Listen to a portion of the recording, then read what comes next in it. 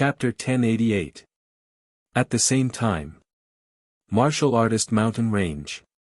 Inside Li Yan's cave. Qin Feiyang sat at a stone table, looked at Li Yan opposite him, and asked with a smile, "Did Nia Xiaoyong still come to harass you? Aren't you asking the obvious?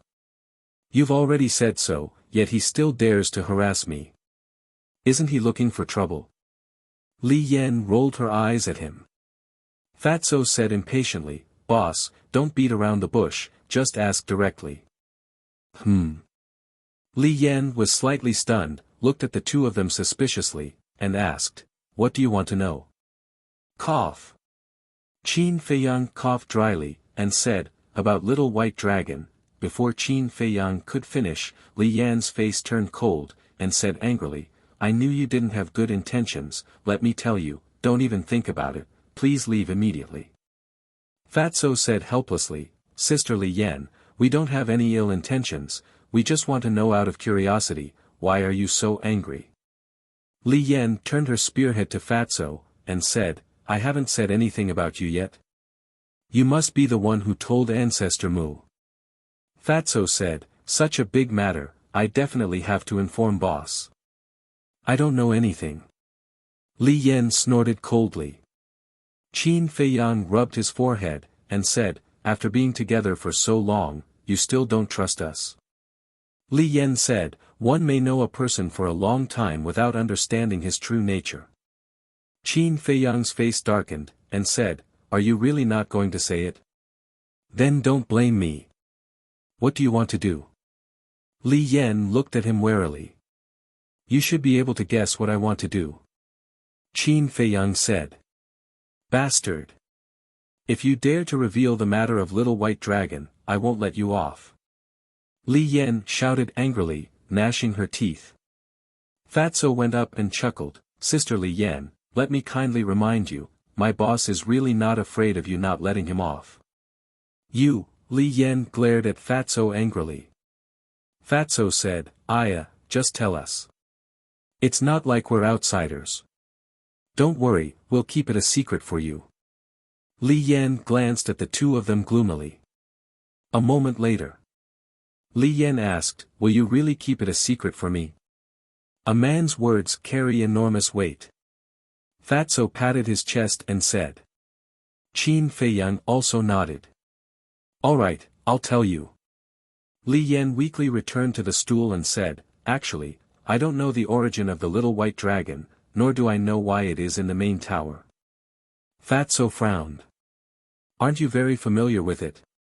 Li Yan said, "Yes, but when I met it, it was already in the main tower." "When did you meet it?"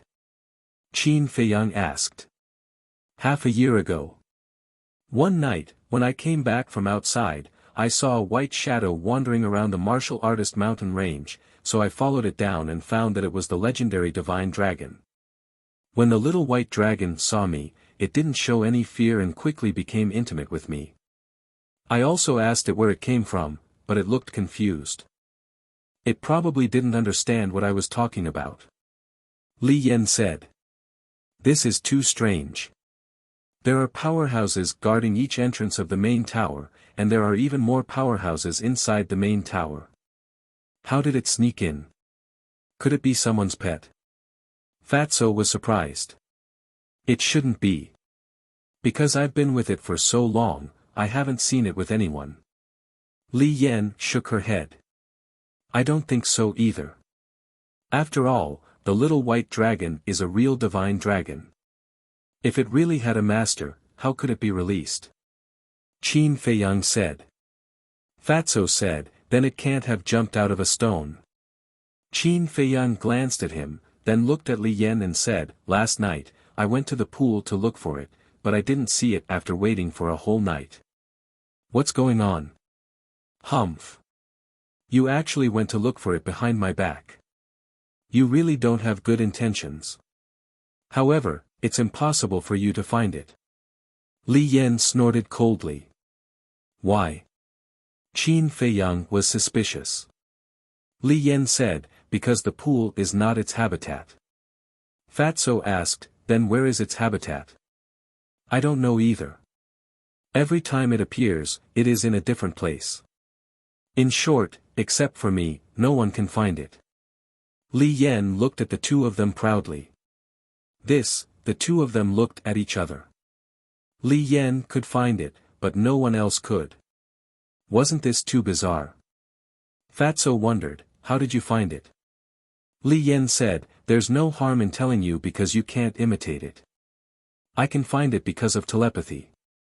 What the hell? The two of them were shocked. Telepathy. Li Yan said again. Are you kidding? Qin Feiyang and Fatso both had a look of disbelief. Telepathy? How was this possible? Little White Dragon and Li Yan were not oviparous siblings. How could there be telepathy? It's true. I'm not lying to you. During the day, I can't sense it, but at night, I can clearly sense its location.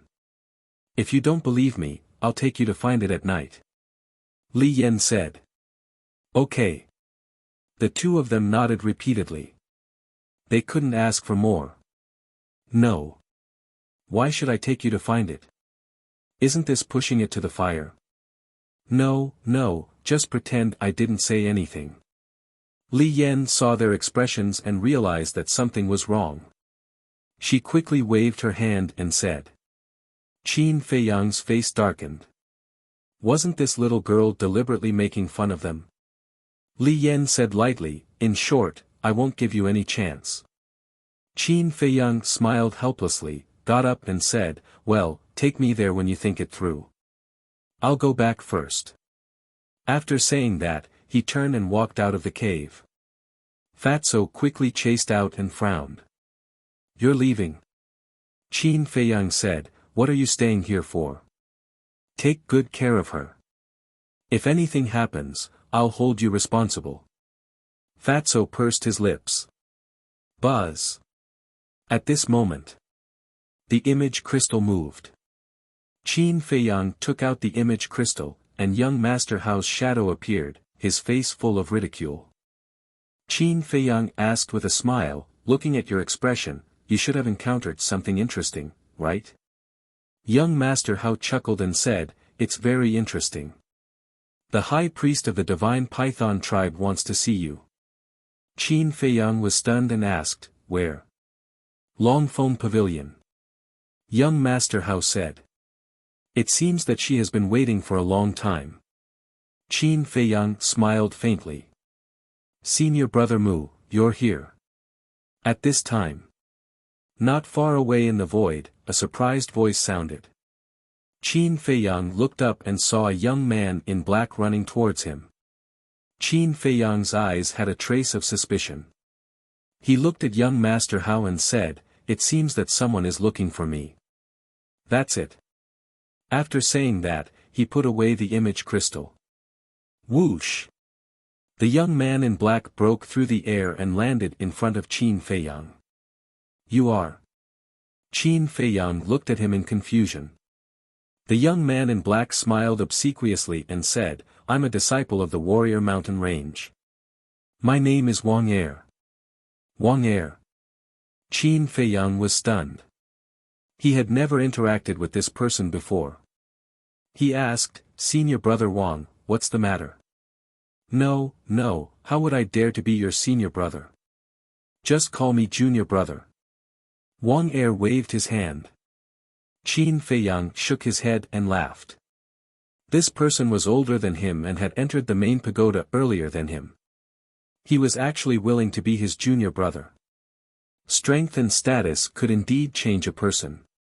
Qin Feiyang said, if you have something to say, just say it. The steward of the Northern City Trading Pavilion is here. He specifically said that he wants to see you. He also said that he won't leave until he sees you. So I wanted to inform Senior Brother Fatty and let him pass the message to you. I didn't expect you to be here. Wang Er said. Fatso said unhappily, hey, what are you talking about? Although being fat is my characteristic, you can't just call me Senior Brother Fatty, right? Sorry. Wang Er smiled apologetically. Fatso rolled his eyes at him and looked at Qin Feiyang. Boss, do you want to meet him? Qin Feiyang waved his hand and said, I'm not interested, but you can go and tell him that standing there is not sincerity. Understood. Fatty chuckled mischievously, then opened the teleportation gate and left. Thank you. Qin Feiyang cupped his hands towards Wang Er and thanked him, then opened the teleportation gate and left. He actually thanked me. Wang Er was stunned and a little flattered. Main Pagoda. Hill Pagoda Square. At this moment, countless disciples had gathered and were curiously looking at Fu Anshan, who was standing in the middle of the square. The succession ceremony is coming soon.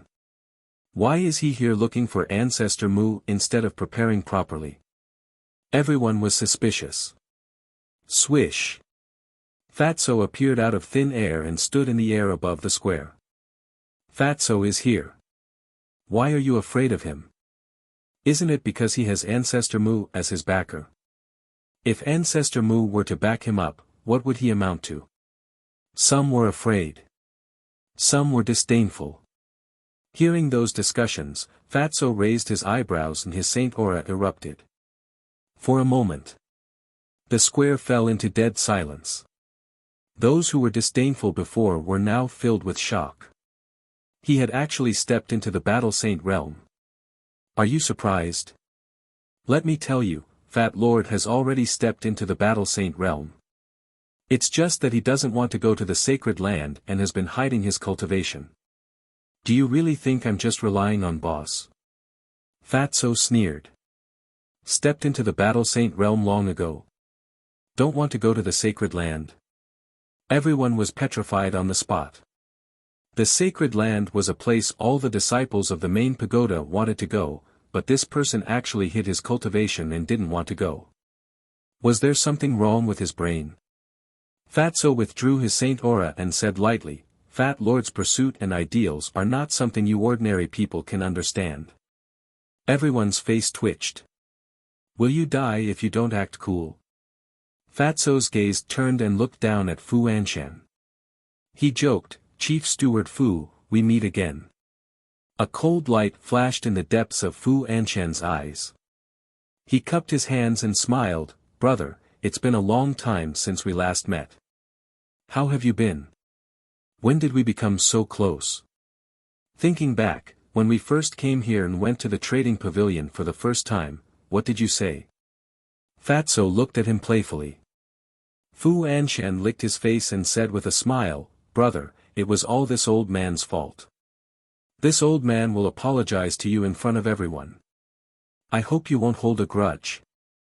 Chief Steward Fu is about to succeed the position of Deputy Pavilion Master, yet you still apologize to a small figure like me. How magnanimous. Chapter 1089. The people in the plaza looked at each other in dismay. Fatso's words could be said to be a blatant mockery. But they couldn't figure it out.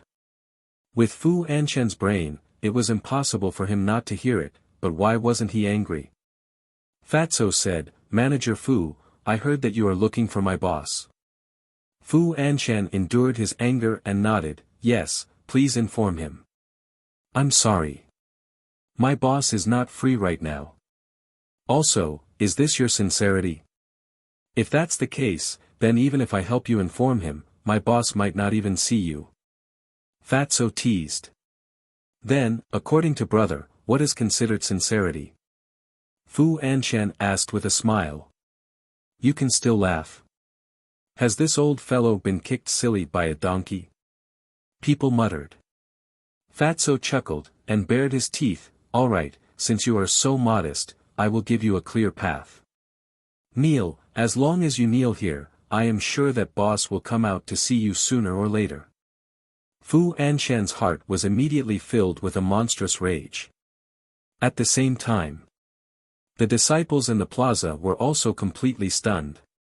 One had to know.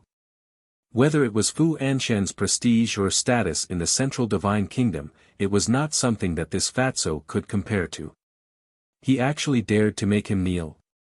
Even if he had the support of the Mu ancestor, wasn't this a bit too much? Simply put, this was no longer a matter of Fu Anshan's personal dignity, but the face of the entire transaction pavilion. Moreover, Fu Anshan was someone who was about to become the vice pavilion master of the transaction pavilion, so it was impossible for him to do such a thing that would ruin his image. Therefore, in everyone's eyes, Fatso was purely enjoying himself. What? He actually, suddenly. A cry of surprise sounded, filled with disbelief. Everyone looked at Fu Anshan in unison, only to see that the previously furious Fu Anshan was actually kneeling on the ground. In an instant, everyone was dumbstruck. He actually knelt down. What is he thinking? Doesn't he know that this kneeling will cause his reputation to be ruined? Oh my God! What the hell is he doing? People went crazy. Just what was it that made Fu Anshan kneel down regardless of his dignity? Even the law-enforcing elder who was guarding the teleportation altar widened his eyes in disbelief. That's right. Kneel properly and don't try to play tricks. Otherwise, even if I help you, the boss won't see you. Fatso chuckled and glanced at the disciples in the square proudly. Then, he turned around and left. Today's humiliation, in the future, I will repay it 1,000 times, no, 10,000 times.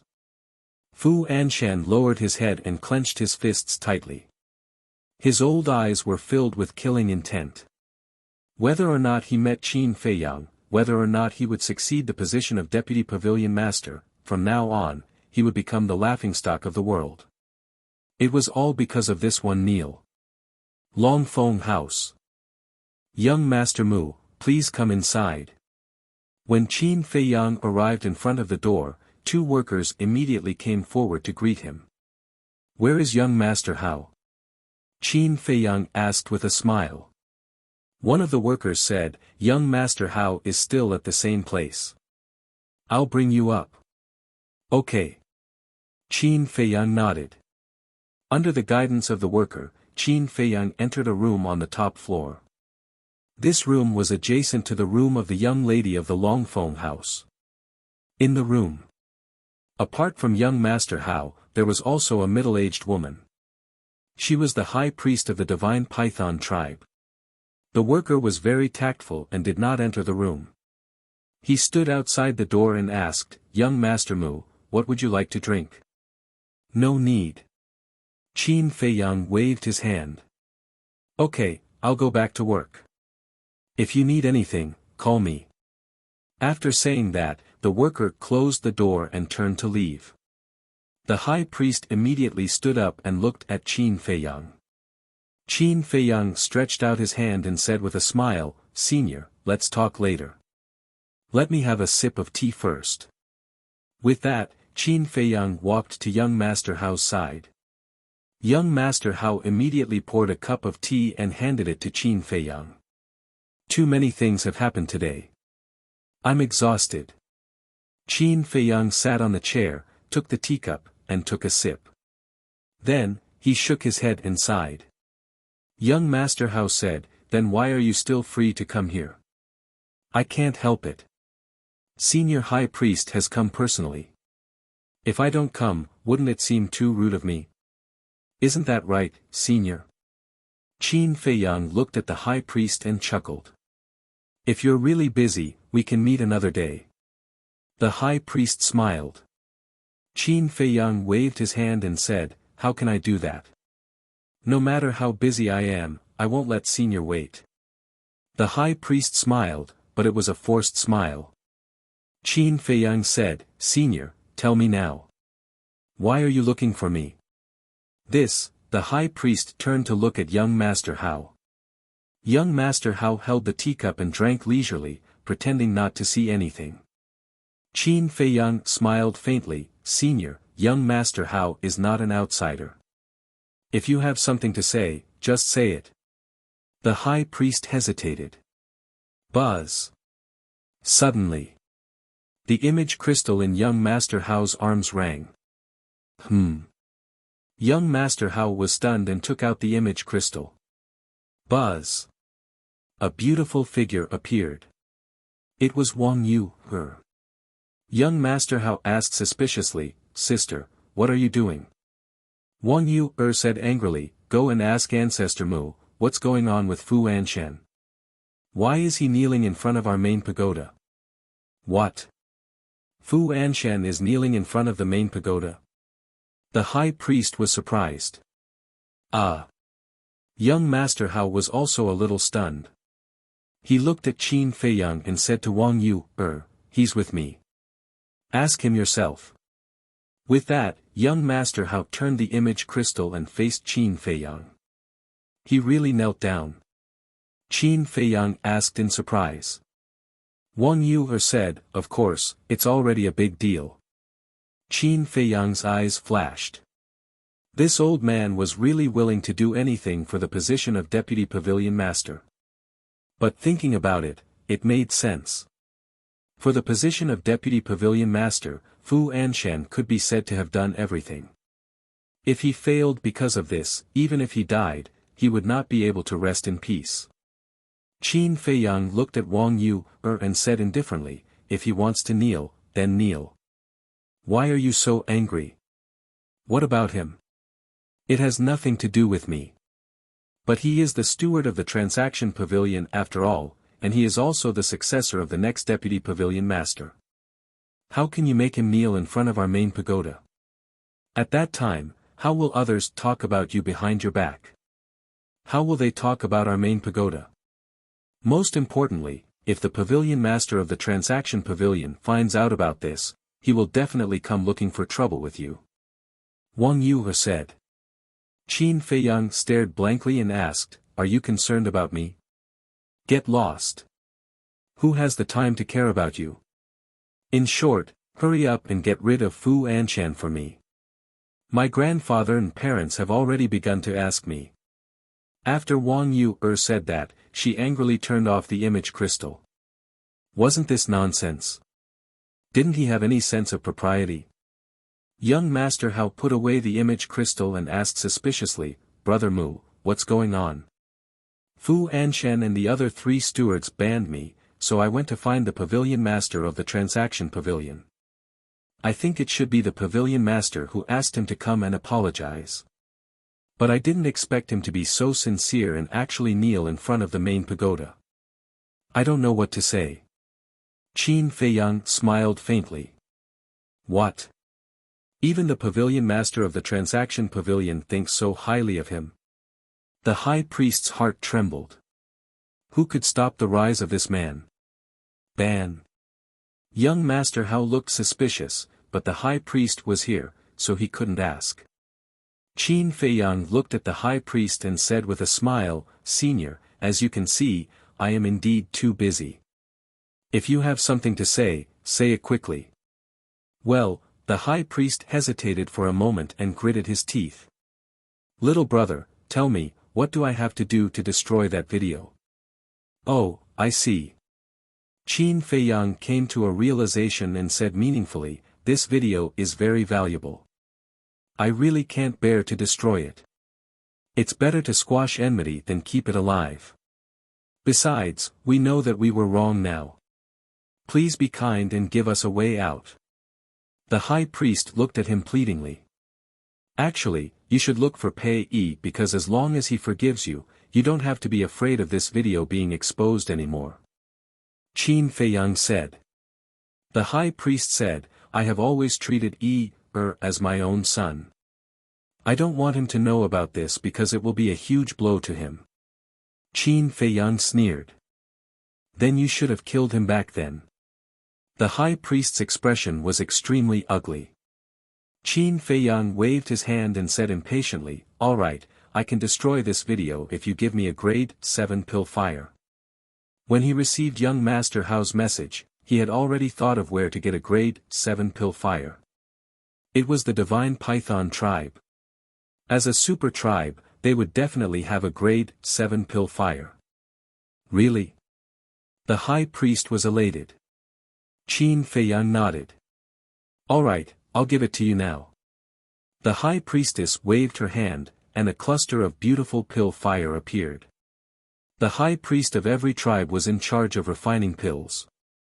Hence, he usually carried his pill fire with him. Qin Feiyang said, "Erase the blood contract and give it to me." This, the high priest frowned. Qin Feiyang said calmly, "Don't worry, there's no need for me to lie to you. I won't do something like that either." "All right, I believe you." The high priest nodded and erased the blood contract directly. Then, with a wave of his hand, the pill fire flew to Qin Feiyang. Qin Feiyang also took out the image crystal.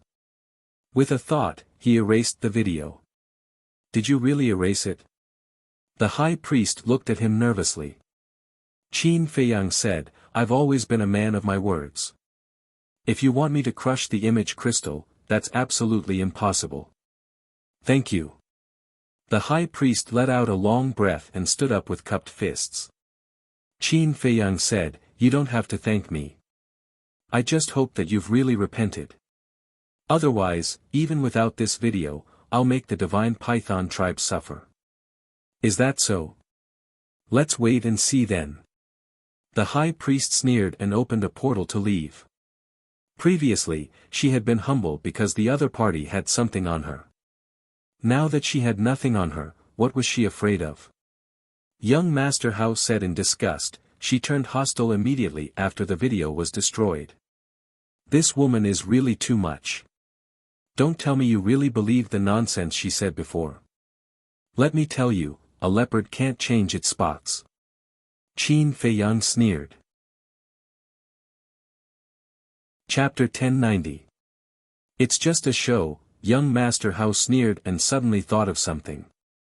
He frowned and said, "That's not right. Aren't the images in my hands?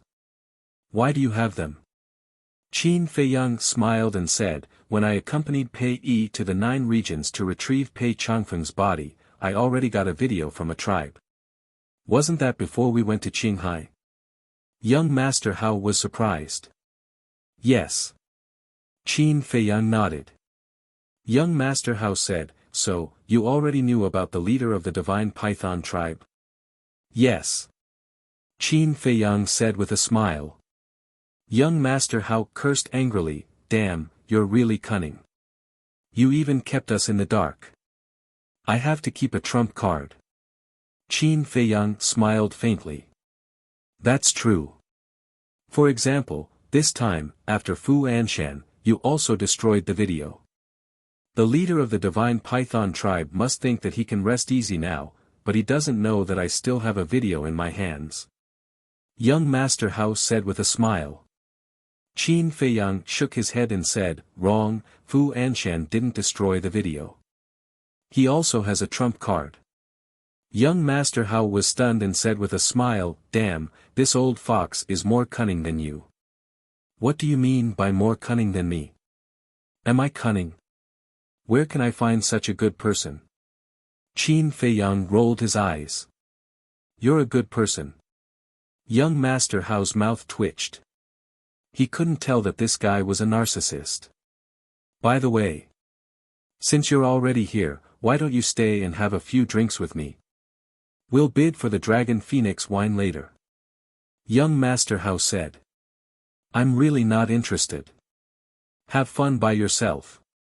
Qin Feiyang shook his head, got up, put away the pill fire, and opened the teleportation gate to leave. "How boring." Young Master Hao cursed angrily.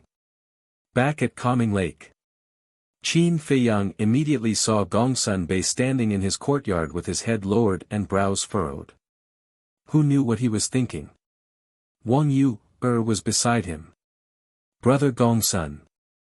Qin Feiyang landed in the courtyard and bowed. "You're back." Gongsun Bei looked up at Qin Feiyang and smiled. "Yes." Qin Feiyang nodded and smiled. "Brother Gongsun, are you here for me? Aren't you spouting nonsense? If not you, who should I look for?" Wang Yu rolled her eyes at him. Qin Feiyang smiled embarrassedly and asked, "Brother Gongsun, why are you looking for me? Isn't it all for Fu Anshan? You made him kneel in front of the main tower. Are you sure it's improper? You should let him go as soon as possible." Gongsun Bei said. This, Qin Feiyang frowned. Who would have thought that Fu Anshan's kneeling would bring about so much trouble? He pondered for a while. Qin Feiyang smiled and said, "How about this, let him kneel on the opposite side of the Jingxin Lake." Gong Sunbei frowned and asked suspiciously, "What kind of grudge do you have with him? Why are you torturing him like this? Just because he sent Fu Han to assassinate you? Isn't this considered a grudge?" Qin Feiyang asked. Gong Sunbei fell silent. Because if it were him, he wouldn't let the matter rest either. Wang Yuer asked, "What about the pavilion master of the trading pavilion? If he comes to blame you, how are you going to explain it?" "He won't come to blame me. Because he's the one who sent Fu Anshan." Qin Feiyang smiled. "No way." Gong Sunbei and Wang Yuer looked at each other. "To tell you the truth. Actually, I've already gone to the pavilion master of the trading pavilion." Qin Feiyang briefly told them about how Fu Anshan and the others blocked him. "So that's how it is." Only then did the two of them come to a realization. This old thing really doesn't know what's good for him. We haven't settled the score with him in Qinghai, and now he's stirring up trouble again. It seems that we have to get rid of him as soon as possible. Wang Yuer said in disgust. Qin Feiyang said, "Then you won't blame me now, right? You didn't make it clear before. If I don't blame you, who should I blame?"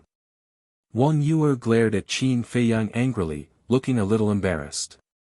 Gong Sunbei sighed deeply and said, "All right then. It's his own fault. Let him kneel on the opposite side of the soothing lake. Also, don't run around during this period. It's best if you stay at the soothing lake." "Why?" Qin Feiyang and Gong Sunbei looked at him suspiciously. "Because Sir has already ordered to remove the spies that the major factions have placed in our main tower. I'm worried that they'll do something dangerous to you if they're cornered." Gong Sunbei said. "They're finally taking action." Qin Feiyang's eyes flashed slightly and asked, "Have you found anyone?"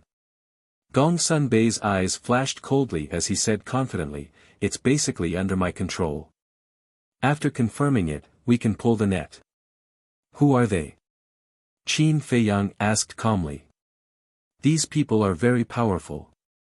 They're basically the law enforcement elders and deacon elders. Even my temple has some." Gong Sunbei coldly snorted. Qin Feiyang was surprised. "No way, they're so arrogant. What about the Mujia?" As soon as this statement came out, the place inexplicably fell into a dead silence. Whether it was Gong Sunbei or Wang Yuer, they all looked at Qin Feiyang with a surprised look. It seems that they didn't find Mu Qing's second grandpa. Qin Feiyang secretly muttered. Otherwise, Gong Sunbei wouldn't show such an expression. Wang Yuer frowned and said, "Why do you ask?" "No, I'm just thinking that since the major factions know that they've placed spies in our main tower, then the Mujia should also be doing the same." Qin Feiyang said with a smile. Wang Yuer solemnly said, "Don't talk about this kind of groundless thing in the future. The Mujia is not to be trifled with. It seems that she's also quite afraid of the Mujia." "I know." Qin Feiyang nodded. Gong Sunbei looked at Qin Feiyang and smiled. "Well, you guys talk, I'll go first. By the way, when the little brother comes back, you should also tell him about this." "Okay." The two nodded. After Gong Sunbei opened the portal and left, Qin Feiyang looked at Wang Yuer and frowned. "Are you so afraid of the Mujia?" Wang Yuer said. "The Mujia is an existence that can't be provoked. No one knows how deep their background is." Qin Feiyang's heart moved. It seems that Wang Yuer knows the Mujia quite well. He asked. "Do you know where the Mujia's nest is?" "I don't know. Even if I know, I won't tell you." Wang Yuer coldly snorted and turned away. After being together for so long, she knows what kind of person Qin Feiyang is. He's a lawless person. If she told him, he would definitely go and provoke the Mujia. Qin Feiyang couldn't help but feel disappointed. How could the Mujia hide so deep? Back in the attic, he took out the image crystal and sent a message to Fatso. Soon, Fatso's shadow appeared. Qin Feiyang said, "Go to the Pill Pagoda Square again and tell Fu Anshan to come to the Calm Heart Lake and kneel. In addition, pay attention to the little white dragon." Understood. Fatso nodded, and the shadow dissipated. Qin Feiyang pondered for a moment, put away the image crystal, walked to the balcony on the second floor, took a battle chi pill, and closed his eyes to meditate. After Fu Anshan received the message from Fatso, although he was helpless and angry, he could only do as he was told. Time passed day by day. Late one night, Gongsun Bei led a group of divine envoys, like the god of death, to show a comprehensive sweep in the main pagoda. However, this sweep has been carried out secretly and did not alarm any disciples. The main pagoda was as calm as ever. The disciples of the main pagoda were also as usual. But all the major forces began to panic. They didn't expect that the spies they planted in the main pagoda would be discovered by the main pagoda master. This made them very nervous. They were afraid that after the main pagoda master removed these spies, he would target them again. So for the next period of time, the people of the major forces were unprecedentedly honest. As time passed day by day, seeing that the main pagoda master didn't hold them accountable, they were relieved. After this incident, they didn't dare to plant spies in the main pagoda anymore. As for Mu Qin's second grandpa, maybe he was hidden too deep, and he really wasn't found out. Another period of time passed. Qin Feiyang suddenly received a message from Wang Zicheng and others. They said that the people sent by the main pagoda master had already looked for them, and they also dealt with it according to Qin Feiyang's instructions. After listening, Qin Feiyang didn't say anything and just let them continue to stay in Qinghai. In the blink of an eye, more than 2 months passed. Boom! Early in the morning. Calm Heart Lake. A powerful saint aura suddenly erupted. Qin Feiyang, who was sitting cross-legged on the balcony on the second floor, suddenly opened his eyes. 2 bright beams of light burst out from his eyes. That's right. He had already stepped into the 4-star battle saint realm. And his mental strength had also increased by another level. Now, it was already at level 23. I'm getting closer and closer to the battle saint realm. Before the opening of the miracle, I can already step into the 1-star battle saint realm. Qin Feiyang muttered and let out a long breath. Then, he withdrew his saint aura and took out the image crystal. After a while, Fatso's shadow appeared. Qin Feiyang asked, "Have you seen Little White Dragon during this period of time?" "Yes. Some time ago, Li Yan went to look for it. Although she didn't let Fat Lord follow her, Fat Lord secretly followed her." Fatso smiled slyly. Qin Feiyang's eyes lit up and asked, "Where did you find it?" Fatso said, "In a small valley near the sword tip." Qin Feiyang rubbed his head. It seemed that Little White Dragon's whereabouts were really unpredictable. And with Li Yan around, there was no way he could do anything to Little White Dragon. Forget it. This kind of thing couldn't be forced. It could only depend on luck. Qin Feiyang took a deep breath and asked, "Has Fu Anshan's succession ceremony been decided?" "I haven't received any news yet. The pavilion master is probably waiting for your attitude." Fatso shook his head. "My attitude," Qin Feiyang smiled coldly. It was time to make Fu Anshan despair. Then, he put away the image crystal and flew to the other side of the lake. From afar, he could see a person kneeling by the lake. It was Fu Anshan. More than 2 months had passed, but Fu Anshan had never moved. He had always been kneeling like this. Even though he had the cultivation of the battle saint realm, his legs were already numb. He looked dispirited and haggard. Qin Feiyang flew over and said in surprise, "Isn't this Steward Fu? Why are you kneeling here?" Ancestor. Chapter 1091. Qin Feiyang landed in front of Fu Anshan and asked suspiciously, "Steward Fu, who are you kneeling to?" After 2 months, the anger in Fu Anshan's heart had calmed down a lot, but when he heard Qin Feiyang's words, his anger burned again. Qin Feiyang turned a blind eye to it and asked again, "Who exactly is it that has such great face to make you kneel?" Looking at the innocent Qin Feiyang, Fu Anshan wanted to slap him.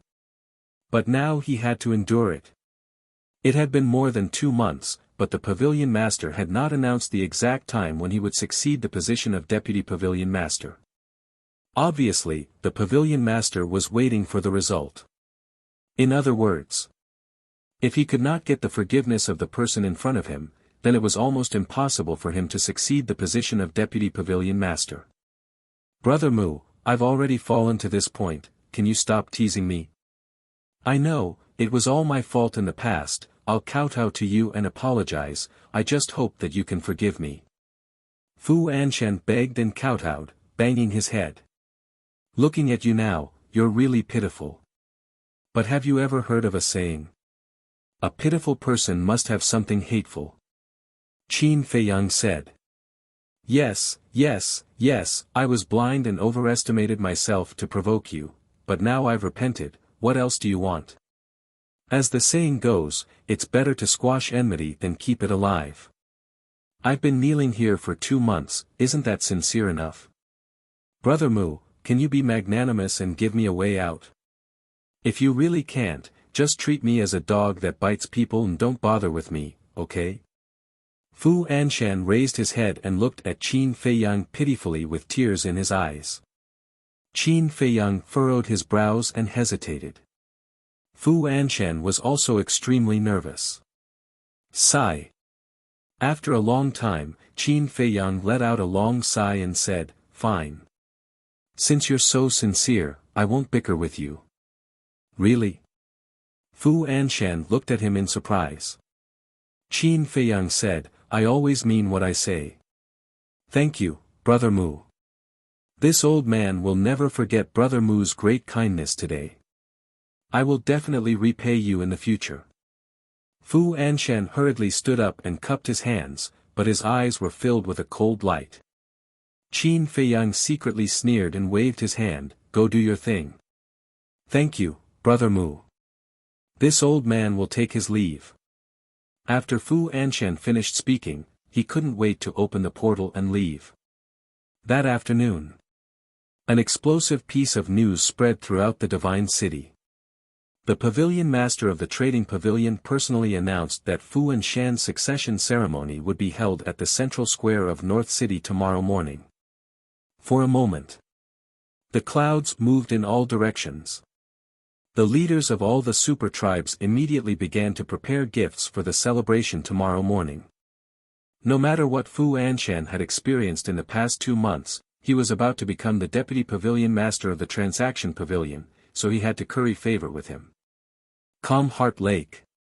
Qin Feiyang and Wang Yu sat in young Master Hao's courtyard, the 3 of them drinking tea while chatting and laughing. Young Master Hao laughed, "Fu Anshan must be laughing right now." Wang Yu said, "It wasn't easy for him to get to this point, how can he not laugh? But tomorrow, he won't be able to laugh anymore. Haha.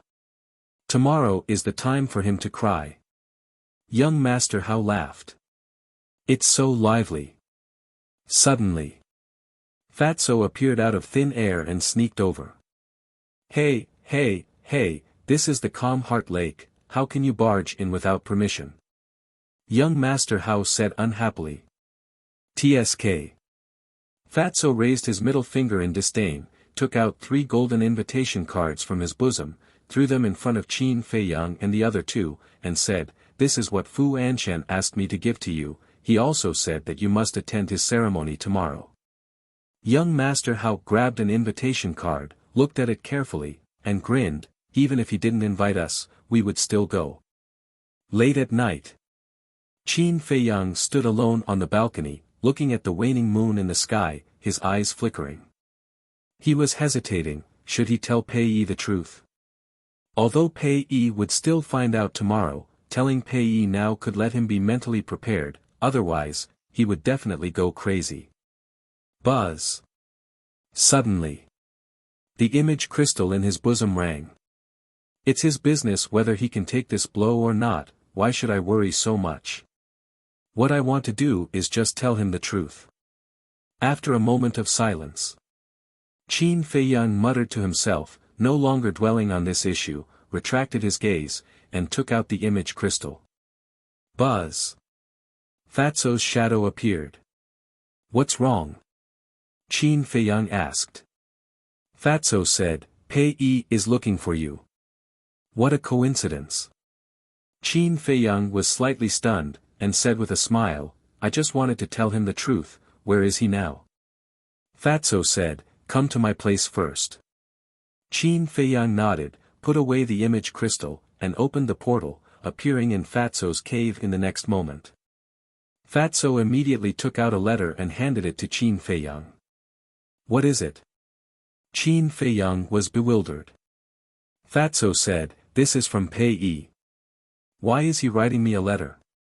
Qin Feiyang frowned, took the letter, and opened it. There were only 6 words in the letter.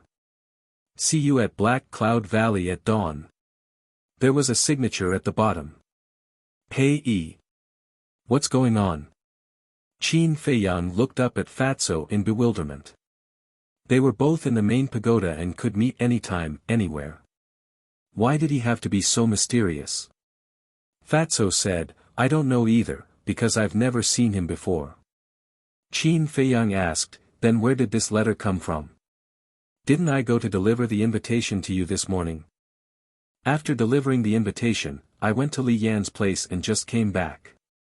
When I entered the cave, I saw this letter on the futon. Fatso pointed to the futon next to him. Qin Feiyang looked at the futon, then looked at the letter, and frowned. Don't tell me he already knows. Fatso said, you mean, he might already know the cause of Pei Changfeng's death. Qin Feiyang said, otherwise, why would he ask us to go outside the city? That makes sense. Fatso nodded thoughtfully and asked, do you want me to go with you? That's not necessary, you continue to look after Li Yan. Li He will be back tomorrow, don't let anything happen tonight. Qin Feiyang said. Okay.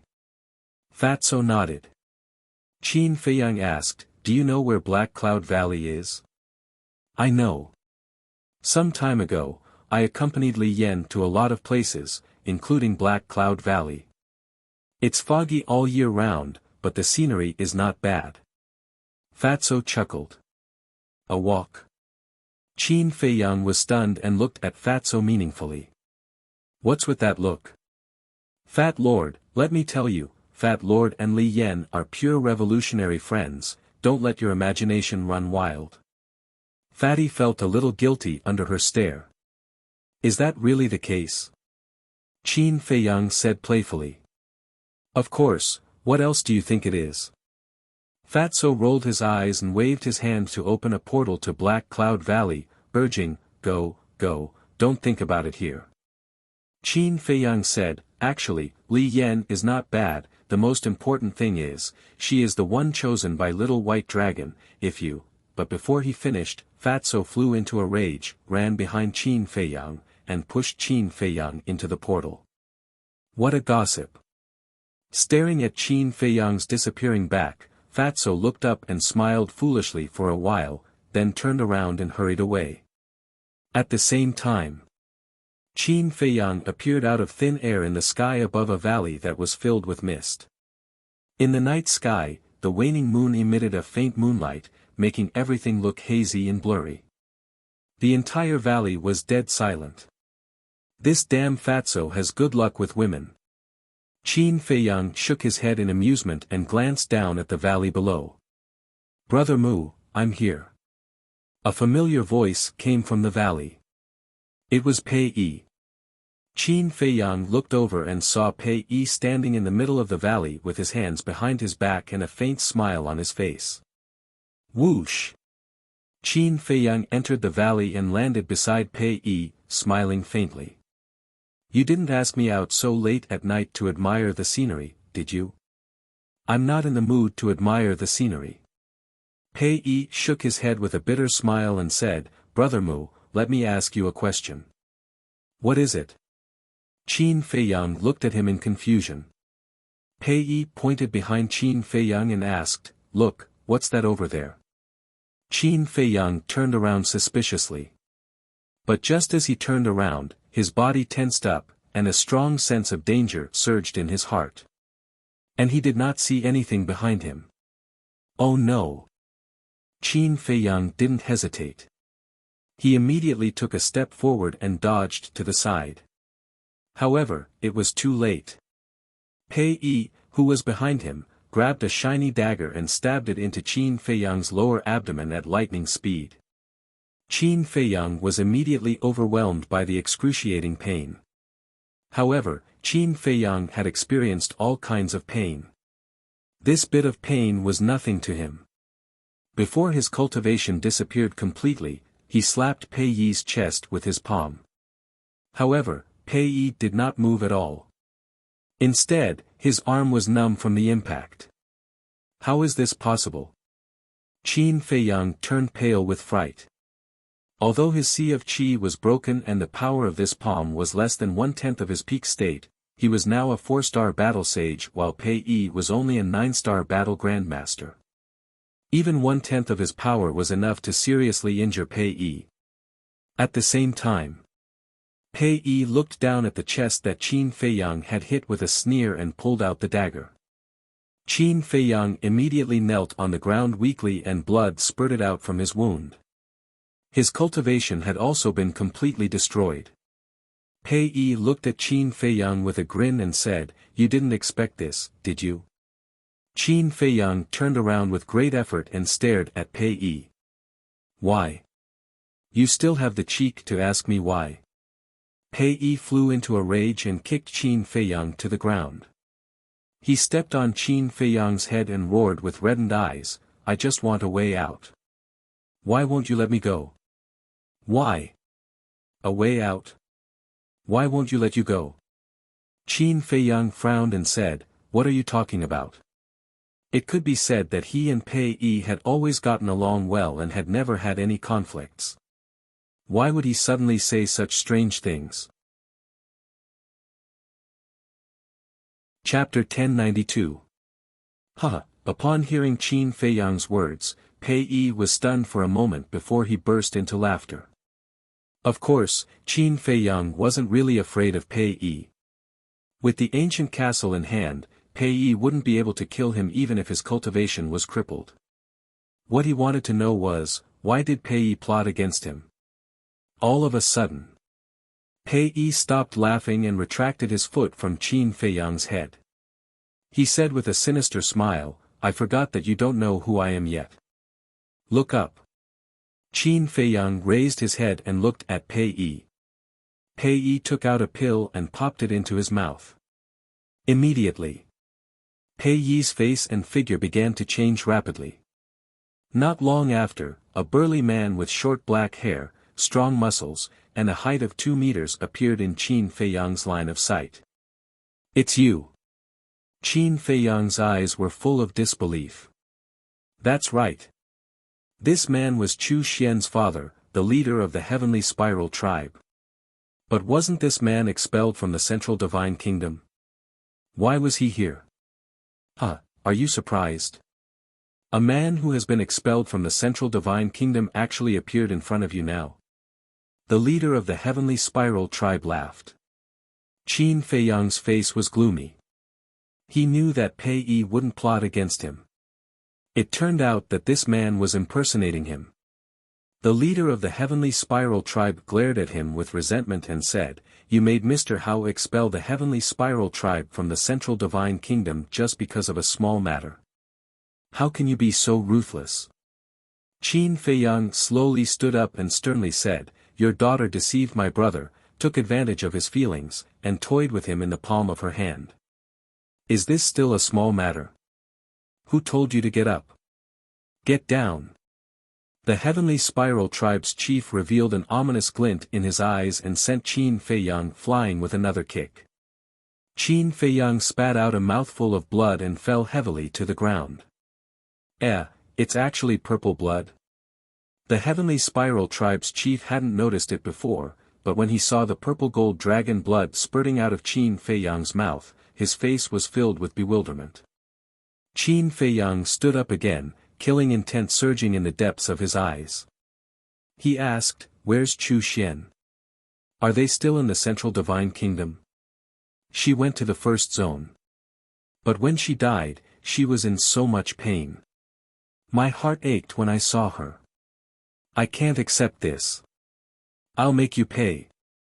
Thus, I had a clan elder disguise himself as me and follow everyone to the first region. This way, everyone will think that I went to the first district as well, but I didn't. I'll stay and take revenge on you. Even my daughter doesn't know about this. After that, I snuck into the Divine City and kept looking for an opportunity. However, you didn't appear even after a long time, leaving me with no chance. But a few days ago, I met someone who taught me a way. The way is to pretend to be Pei Yi and ask you out. Because you're close to Pei Yi, as long as he asks you out, you'll definitely come out and you won't be guarded at all. The Heavenly Spiral Tribe's chief sneered. There's someone behind this? Qin Feiyang's heart skipped a beat. He asked, "Who taught you?" "Me." A murderous voice rang out, followed by a middle-aged man in black robes who walked out from behind a rock not far away. Qin Feiyang looked up, his eyes as gloomy as water. He said, "So it's you, chief of the Divine Python tribe." "Yes, it's me. Do you think it's that easy to take away my wife's 7th grade pill fire?" The Divine Python tribe's chief walked to the Heavenly Spiral tribe's chief and said contemptuously. Qin Feiyang said, "You're really stubborn." "Stubborn? Haha, you're already a cripple. What else can you do? If I want to kill you now, it'll be as easy as killing a dog." The Divine Python tribe's chief laughed out loud. The Heavenly Spiral tribe's chief laughed. Brother Pei, calling him a dog is too flattering. The Divine Python tribe's chief was stunned and nodded. Yes, yes, yes. He's a beast worse than a pig. The Heavenly Spiral tribe's chief looked at Qin Feiyang and sneered. So what if he's the chief pagoda master's disciple? Isn't he still in our hands now? Don't worry, after I kill you, I won't let that fatso off either. I'll make sure he dies a more miserable death than you. There was a bone-piercing murderous intent in his words. Qin Feiyang said, "If you kill me, you won't be able to live either because the Divine Python tribe's chief won't let you live." Based on the Divine Python tribe's chief's personality, he would definitely kill the Heavenly Spiral tribe's chief later. In other words, the Heavenly Spiral tribe's chief was just a chess piece. As long as he died, this chess piece would lose its value. The Divine Python tribe's chief's pupils constricted. He turned to look at the Heavenly Spiral tribe's chief and said with a smile, "Brother Chu, do you believe me?" "Of course not. Brother Pei is so open and aboveboard. How could he be that kind of person?" The Heavenly Spiral tribe's chief said. "Open and aboveboard?" Qin Feiyang shook his head and sneered. "What a naive person." The Divine Python tribe's chief said again, "If that's the case, what are you waiting for? Get rid of him quickly and get rid of that disgusting feeling in your heart. It's too boring to get rid of him so quickly. I want to torture him to my heart's content and make him wish he was dead." The Heavenly Spiral tribe's chief laughed sinisterly. He turned around and walked toward Qin Feiyang step by step like a demon from hell. "Torture me? You're thinking too much. And you, surnamed Pei, you'll know the consequences of provoking me very soon." Qin Feiyang glanced at the two of them in disdain. With a thought, he disappeared in front of their eyes. When they heard Qin Feiyang's words, the two of them wanted to continue mocking him. However, when they suddenly saw Qin Feiyang disappear, their expressions changed drastically. Where did he go? The two of them scanned their surroundings and their eyes were filled with shock. He was still here just a moment ago. How did he suddenly disappear without a trace? The Heavenly Spiral Tribe's chief looked at the Divine Python Tribe's chief in a panic and asked, "Brother Pei, what happened?" "I don't know either." The Divine Python Tribe's chief shook his head and seemed to be at a loss. This was because once Qin Feiyang escaped, it would be a disaster for the Divine Python Tribe. In the ancient castle, Qin Feiyang took a spiritual sea elixir and lowered his head. His face was extremely gloomy. Lu Hong suddenly said, "Let's just kill them all." Qin Feiyang raised his head and looked at her in shock. Lu Hong said, "Although all the supreme tribes have 9-star combat emperors, the Divine Python Tribe's chief is definitely not at that level." "How do you know?" Qin Feiyang asked. "It's very simple.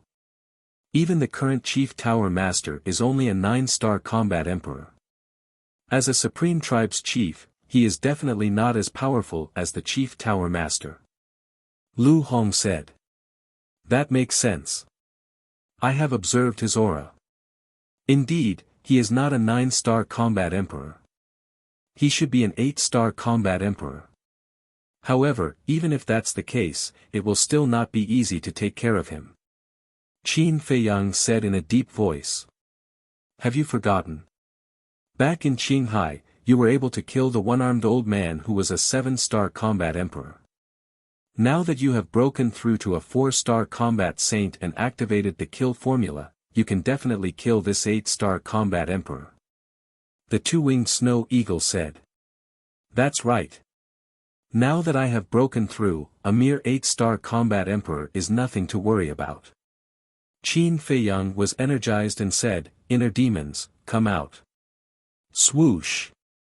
The inner demons appeared beside Qin Feiyang. His blood-red hair flowed behind his head like a river of blood. His blood-red robe fluttered in the wind and he emitted a terrifying aura. Every time they saw the inner demons, Lu Hong, Wolf King, and the other beasts could not help but shudder in fear. This was because the inner demons was the other side of Qin Feiyang. Before the inner demons appeared, they had never thought that the other side of Qin Feiyang would be so terrifying. "Hee, are you going to start a massacre again?" The inner demons glanced at Lu Hong and the others mockingly, then looked at Qin Feiyang and laughed. "Are you confident?" Qin Feiyang asked. "Do you think I am you?" "Of course, I am confident."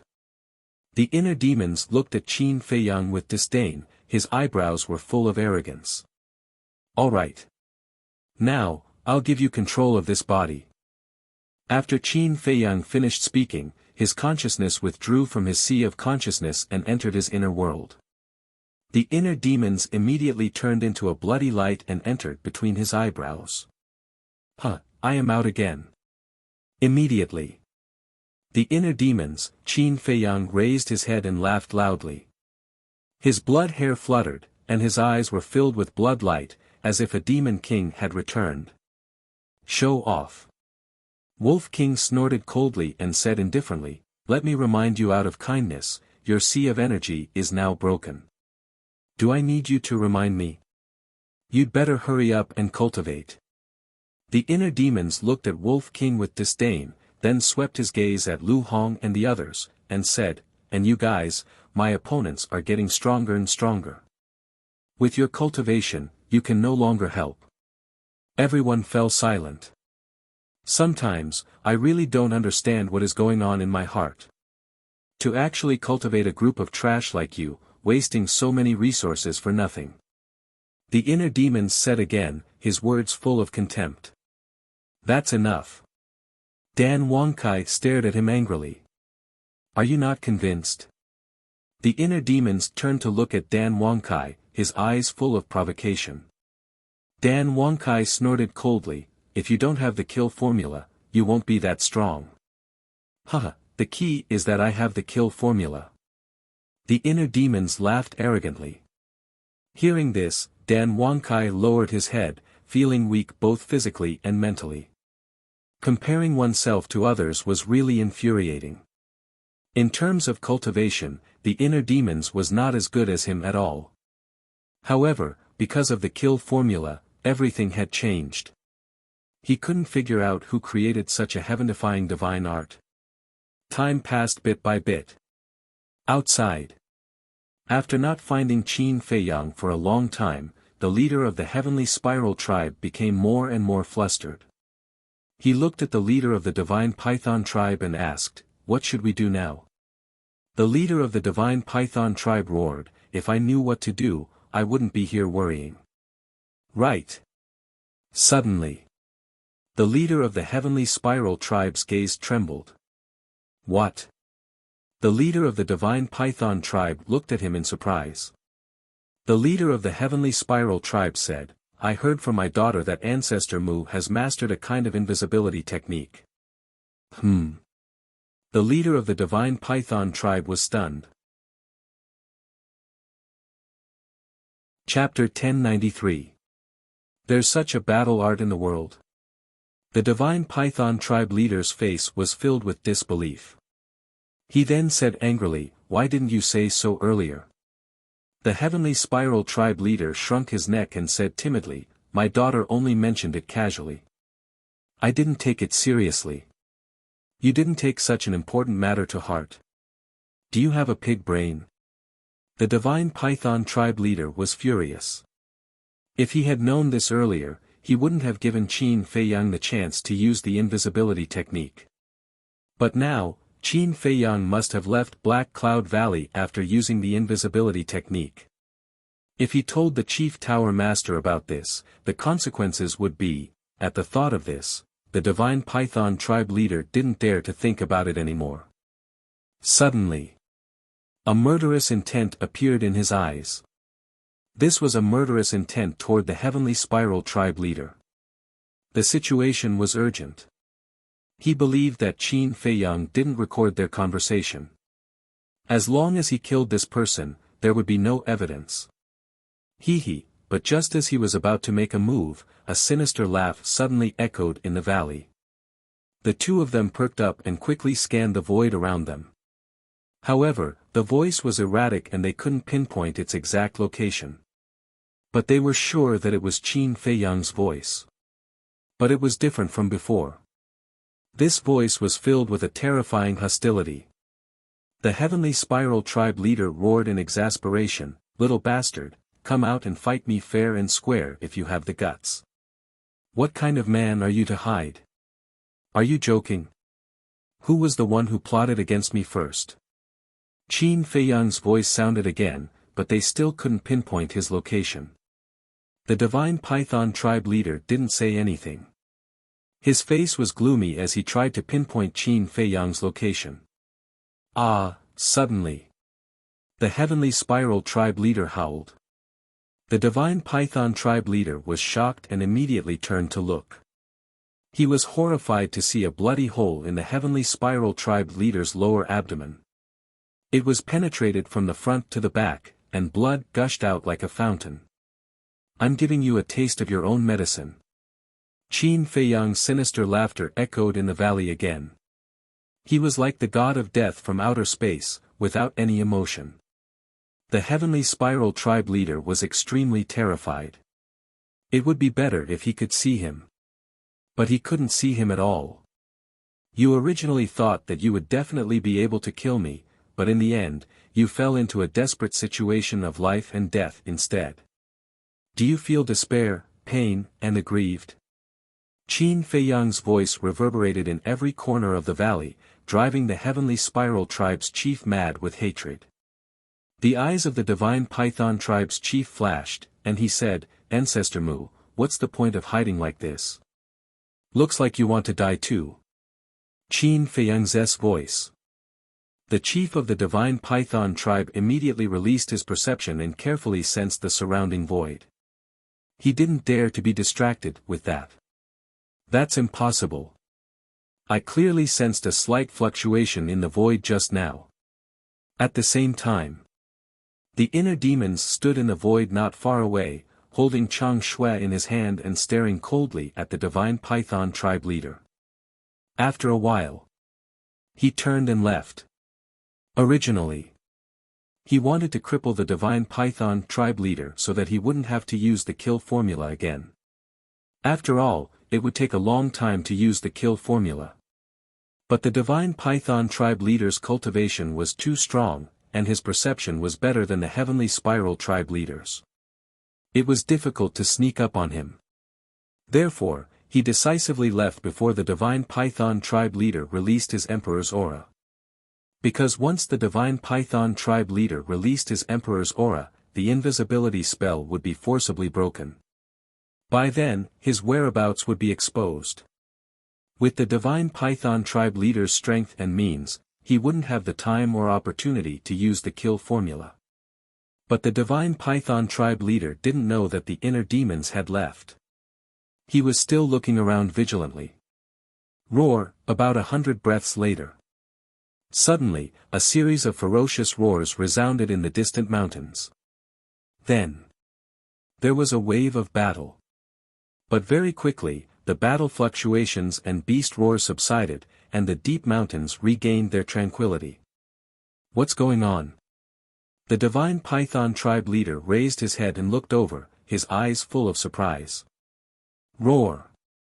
Suddenly, there were battle waves and ferocious beast roars coming from the mountains. And just like before, it soon calmed down. The divine python tribe leader was even more surprised. He took out a spirit sea pill and stuffed it into the heavenly spiral tribe leader's mouth. Then, he grabbed the heavenly spiral tribe leader and rushed over. Soon, he arrived above a lake. The lake was torn apart, and the nearby forest was also in ruins. What the hell happened? The two of them scanned the lake, their faces full of horror. They saw hundreds of ferocious beast corpses floating on the water. These ferocious beasts had just died not long ago, and there was still a trace of aura left. Judging from the aura, they were all sacred beasts. But without exception, their blood had been sucked dry. They were like dried corpses. It was a ghastly sight. Could it be Ancestor Mu? The heavenly spiral tribe leader swallowed his saliva. In this area, other than us, there's only him. Who else could it be? But what does he want to do? The divine python tribe leader's eyes were hazy, as if something terrible was about to happen. Roar! At this moment, in the depths of the mountain range, there were roars again. The divine python tribe leader led the heavenly spiral tribe leader and rushed over at lightning speed. When they rushed over, they saw the same scene as the one they saw at the lake. The mountains and rivers were shattered, and the earth had sunk. Dried corpses were lying on the ground in disarray. It was like Azura hell. The heavenly spiral tribe leader roared, "He won't do such meaningless things. He must be planning something. Find him quickly." How can we find him when we can't even see his shadow? The divine python tribe leader said angrily. The heavenly spiral tribe leader frowned and suddenly said, "Try using your emperor's aura." Although he can be invisible, the emperor's aura is omnipresent. It should be able to imprison him. That's right.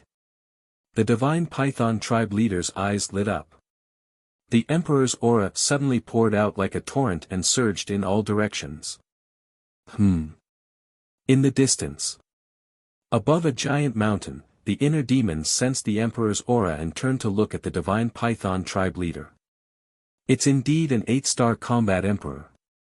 It seems like we shouldn't stay here for long. If he continued to use the kill formula here, he would definitely be found by the divine python tribe leader sooner or later. He pondered for a while. A cold smile flashed across his eyes as he opened the teleportation gate. He ignored the two of them and walked in without looking back. Azure Sea. He once again descended on the mythical island. I'm back again. Standing in the sky above the mythical island, he chuckled and closed the concealment formula.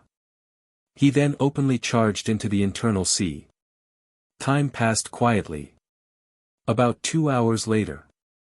A giant wave soared into the sky and rushed into the sky above the mythical island. Immediately after, a blood-red figure stepped on the wave and came over. His entire body was bathed in blood and his murderous aura soared into the sky. He was like a great demon king who had broken through the world. His eyes were filled with bloody light as if they contained a sea of blood. That's right. He was the inner demons. His aura surged violently. He had already stepped into the 4-star combat emperor realm. It's time for me to counterattack. Are you prepared to die? He stood in the sky and scanned the surroundings with his blood-red eyes. He emitted a powerful aura. Then, he opened the portal and descended into the Black Cloud Valley. His murderous aura instantly roared in all directions. Hundreds of miles of land instantly turned into a sea of murderous aura. Countless ferocious beasts were awakened and crawled on the ground in fear. No one. The inner demons released his senses and carefully sensed for a while. In the end, he did not sense the aura of the 2 leaders of the Divine Python tribe. Could it be that they have returned to the Divine Python tribe? After pondering for a while, the inner demons opened the portal again and directly descended into the sky above the city of the Divine Python tribe. They are indeed back.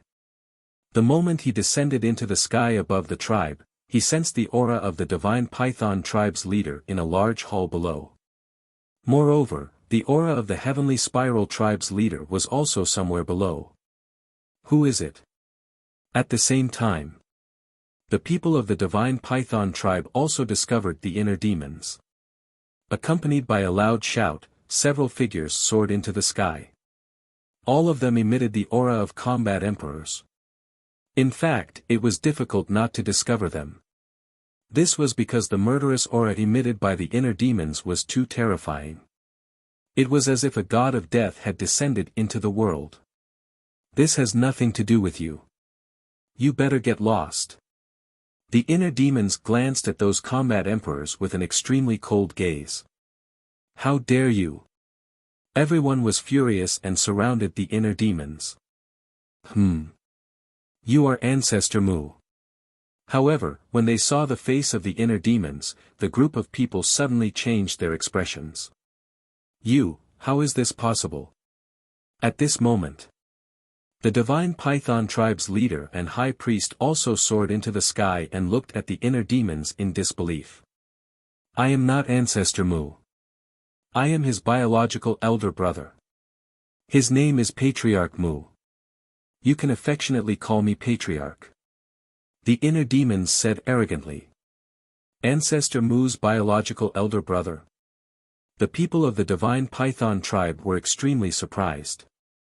The spies we planted in the main pagoda in the past did indeed say that Ancestor Mu has such a biological elder brother. It is said that he even snatched the 7th grade alchemy fire in Qinghai. The main pagoda master is also very interested in this person. Pei Qin should have died in his hands.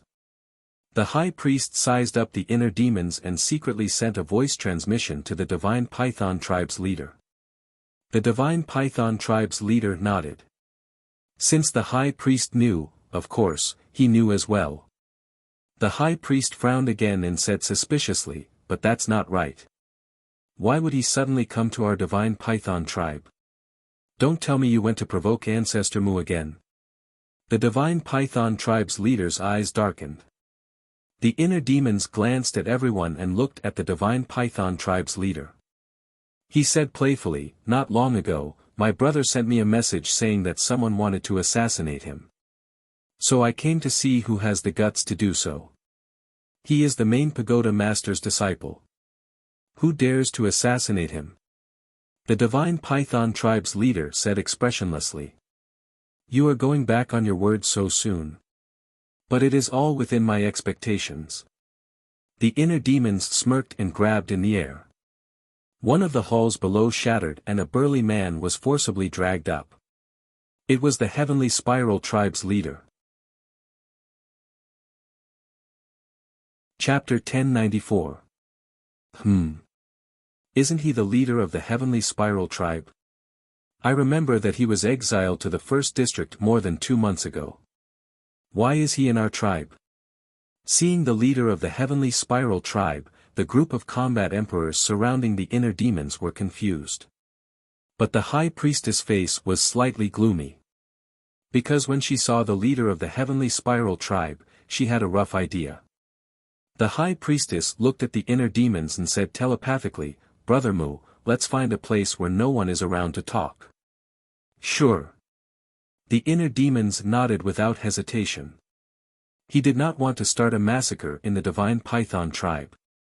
After all, there were a group of kind old people and children in this tribe. The only people who deserved to die were the high priestess and the leader. The high priestess smiled and looked at the people around her. "Everyone, this is a misunderstanding. We will take care of it. You don't have to worry." "Misunderstanding?" The group frowned. "Let's go." The high priestess did not explain further. She opened a portal and said to the leader of the divine python tribe. The leader of the divine python tribe's eyes flashed with murderous intent as he strode in. The inner demons smiled coldly, grabbed the leader of the heavenly spiral tribe, and entered the portal. As the inner demons, he was especially sensitive to murderous intent. Therefore, even though the leader of the divine python tribe hid it well, he had already seen through it. "Don't worry. When we come back, we will give you a satisfactory explanation." The high priestess smiled and said to the people around her. Then, she turned around and entered the portal. The night was as dark as ink. In the sky above a mountain, the leader of the divine python tribe was the first to appear. The murderous intent in his eyes was no longer concealed. The next moment, the inner demons also appeared. The leader of the divine python tribe suddenly turned around and grabbed the inner demon's head with his big hand like an eagle's claw. Hee, but the inner demons was not surprised at all. He smiled sinisterly, grabbed the leader of the heavenly spiral tribe, and retreated at lightning speed. "Want to leave? It's too late now." The leader of the divine python tribe sneered. His emperor's aura like a torrent rushed toward the inner demons. At this moment, the high priest also appeared. Seeing this, her expression changed slightly. She quickly stood in front of the godly python tribe's leader and shouted angrily, "When are you going to stop being wrong?" The chief of the divine python tribe shouted, "Do you think he will let us go?" Scram! The high priest sighed and said, "Can you stop being so stubborn? Let me talk to him." "There's nothing to talk about." The chief of the divine python tribe roared and pushed the high priest away. He looked at the inner demons and said, "As long as we capture you, your brother will walk right into our trap." Boom! After saying this, his aura completely erupted. He took a step forward and charged toward the inner demons, Qin Feiyang, with monstrous imperial might. "That good-for-nothing younger brother of mine is not as kind as you described him to be. Even if you were to kill me, I reckon that you would not even frown. However, I'm afraid you don't have the ability to kill me." The inner demons crippled the leader of the heavenly spiral tribe with a single palm strike and threw him into the castle. Then, they charged towards the leader of the divine python tribe. The leader of the heavenly spiral tribe still had some value, so he couldn't kill him. Seeing the leader of the heavenly spiral tribe disappear into thin air, a hint of doubt flashed across the high priest's eyes. "A mere 4-star combat emperor dares to challenge me? You're overestimating yourself."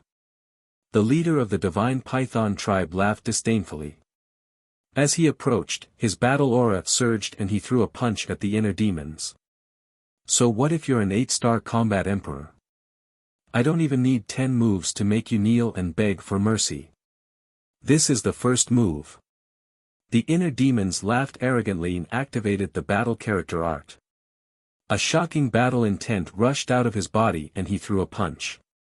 At this moment, he was like the combination of the god of war and the god of death, shocking the entire void. Boom! The two fists collided and the inner demons was immediately sent flying. The skin on his arm was lacerated, but with the protection of the battle character art, it wasn't fatal. What? When the chief of the divine python tribe saw this, his eyes widened in disbelief. One had to know. He was an 8-star combat emperor and his opponent was only a 4-star combat emperor. There was a difference of 4 small realms between them. It could be said that he had an absolute advantage in terms of cultivation.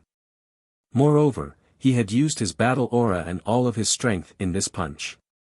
How was it that he didn't kill this person? Could it be that he was hiding his cultivation?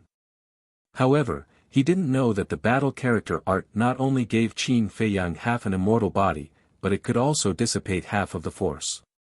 In other words, the inner demons had only endured half of the force from the previous punch. The remaining half had been dissipated by the battle character art. The strength of an 8-star combat emperor is only a so-so. I'm not in the mood to play with you. Quickly show me your true strength. Otherwise, you won't have a chance. The inner demons laughed arrogantly. He stood firmly in the void and a mighty dragon's aura exuded from his body. What? Dragon's aura? The leader of the divine python tribe was shocked once again. How could a human emit dragon's aura? Why is his blood purplish gold? The high priest was surprised. The inner demons ignored him. He quickly formed a seal with his hands and a palm-sized divine dragon seal appeared in the sky. The purplish gold dragon's aura circled around the seal. Divine light shone brightly and illuminated the night sky as if it was daytime. Be careful. The high priest's expression changed. What was that? The aura that it emitted made even her feel an inexplicable fear. It's just a bluff. What's there to be afraid of? The leader of the divine python tribe was disdainful.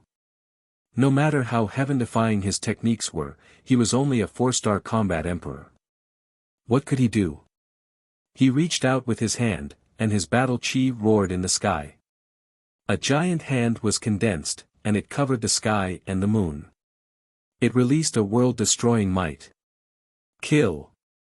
Following his low roar, the giant hand shook in the void. With a deafening sound of wind and thunder, it pressed down on the divine dragon seal. A bluff? This is the second move. The inner demons grinned. The divine dragon seal expanded in the wind and became a giant divine seal in the blink of an eye. It was like a towering mountain that soared into the sky and collided with the giant hand. Rumble. Accompanied by an earth-shattering boom, the two of them exploded in the sky like fireworks, dazzling the eyes. Pfft. At the same time, the two of them spat out mouthfuls of blood and retreated. Their faces were pale. This is impossible. Both of us used perfect-grade combat arts. How could he tie with me? The leader of the divine python tribe was shocked. His previous disdain was swept away. He did not expect this person to be so powerful. The inner demons looked at him with disdain and said, when we were in Qinghai, Peiqin, Wukai, Tanjing, and the others joined forces. They could not defeat me, let alone you. They were killed by you. The leader of the divine python tribe's face darkened. Yes. A bunch of idiots who overestimated their abilities. They deserved to die. The inner demon sneered. An even more terrifying aura than before rushed out of his body. It was as if a god was awakening. This aura alone caused the mountains and rivers within a few hundred miles to collapse. The void distorted violently as if the end of the world had arrived. What's this? Why does it make me feel anxious? The leader of the divine python tribe was shocked. Rumble. Crack. Dark clouds surged in the sky, and strong winds blew. Streaks of purplish gold divine light tore through the clouds and descended. A wave of boundless might roared out and shook the entire area. It was as if the god of thunder had descended. The leader of the divine python tribe and the high priest looked at the sky at the same time. Their faces were solemn. This is the third move. The inner demons grinned and waved his hand. Waves of purplish gold dragon aura surged into the sky. Rumble. In the next moment, a divine statue appeared in the world. The divine statue held a broken sword. It was about 1,000 feet tall and had a clear outline. Its entire body emitted a purplish gold glow. From afar, it looked like a divine king had returned, releasing a mighty divine aura. Why does this divine statue look so familiar? The high priest was extremely surprised. Are you ready? The inner demons rose into the sky and landed in front of the divine statue. His blood-red hair and clothes fluttered. He was like a king looking down at the leader of the divine python tribe. The leader of the divine python tribe was shocked. In his eyes, the inner demons, Qin Feiyang, was like a god that had returned. He could not help but want to worship him. What am I thinking? I am the leader of the divine python tribe. How can I be afraid of a mere 4-star combat emperor? The leader of the divine python tribe shook his head frantically. Finally, he raised his head and looked at the inner demons. His eyes were emitting a cold light. Come out. Following his angry roar, a black divine python roared out from behind him. The divine python was more than 1,000 feet long. It was like a huge mountain with dense scales and a ferocious aura. This was his battle soul. Little bastard, prepare to die. Innate superpower, light of destruction. The leader of the divine python tribe roared. The black divine python swayed its huge body and turned in the sky. A black light beam shot out from between its eyebrows. It was like a sharp arrow that carried a shocking sharpness. It pierced through the sky and shot toward Qin Feiyang. The inner demons had seen the divine python battle soul and the light of destruction when he fought with Pei Qin. However, compared to Pei Qin, the battle soul of the leader of the divine python tribe was even more terrifying. There was no comparison at all. After all, Pei Qin was only a 5-star combat emperor. However, when the inner demons had killed Pei Qin, it was as easy as crushing dry weeds and smashing rotten wood.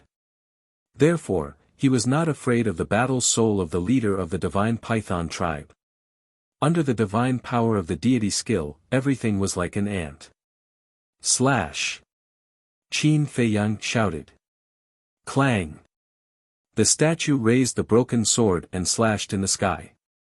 A purple gold sword aura swept out. It was peerlessly sharp. Boom! Crack! In a flash, the sword aura and the light beam met in the sky. In an instant, a destructive wave of air surged out in all directions like an avalanche. Within 1,000 miles, the mountains collapsed and the earth cracked. Magma erupted. Even the void was about to be torn apart. Countless ferocious beasts were affected and were smashed into pieces. Pfft! The leader of the divine python tribe spat out blood as if he had been hit hard. His face was pale. Waves of shock surged in his heart. What kind of battle art was this? How could it be comparable to his innate superpower? However, in the next moment, something that was even more unacceptable to him happened. In the sky, the sword aura and the dark light were in a stalemate. After a few breaths, the dark light suddenly dissipated. Obviously, it was no match for him. The purple gold sword aura destroyed the black python with irresistible force. Then, it continued to slash toward the leader of the divine python tribe. The bone-piercing sharpness made his body and mind tremble. How is this possible? My innate superpower is no match for him. Chapter 1095. The high priestess, who was not far away, was also shocked speechless. Such methods were simply too heaven-defying. The leader of the divine python tribe shouted anxiously, "Why are you still standing there? Come and help me." At the same time, he waved his hands and performed a perfect battle art to counter the purplish gold sword aura. Boom! However, the purplish gold sword aura was unstoppable. The battle art was instantly nullified. The leader of the divine python tribe spat out blood and his injuries worsened. Hurry up! The leader of the divine python tribe shouted anxiously. The high priestess suddenly regained her senses. Since the situation had developed to this stage, it was impossible to salvage the situation. She could only make the best of it. She glanced at the purplish gold sword aura and locked her gaze on the inner demons, Qin Feiyang. Her murderous intent surged. Boom! She decisively activated her fighting soul. It was also a black divine python. However, the aura it exuded was much weaker than the leader's fighting soul. Obviously, her cultivation was not as high as the leader of the divine python tribe. Go! As she waved her hand, the black divine python bared its fangs and pounced on the inner demons, Qin Feiyang. Get lost! The inner demons shouted and used the divine dragon's roar. The sound waves roared in the sky and the black divine python was instantly crushed by the sound waves. Ah! The high priest's face turned pale and he let out a miserable scream as he was sent flying. Under the impact of the sound wave, shocking cracks appeared on his body, and blood flowed out like a fountain. So powerful! The leader of the divine python tribe was stunned. Although the high priestess' cultivation was not as high as his, she was still a 6-star combat emperor. How could she not be able to withstand this person's attack? While he was in a daze, the purplish gold sword aura whizzed and slashed toward his head. He suddenly regained his senses and dodged to the side without hesitation. However, he was still one step too late. The sword aura slashed his shoulder and his entire arm was immediately severed. The terrifying radiance caused his flesh and blood to splatter everywhere. Then, with a bang, he smashed into the ground below like a meteor, creating a huge crater. I originally said that I would kill you in 10 moves, but I didn't expect that you wouldn't even be able to withstand 3 moves. This is too disappointing. How dare you provoke my brother again and again with such little ability? You really don't know what's good for you. The inner demons stood proudly and looked down at the chief of the divine python tribe who was lying at the bottom of the pit like a dead dog. Their faces were full of disdain. What kind of battle art is that?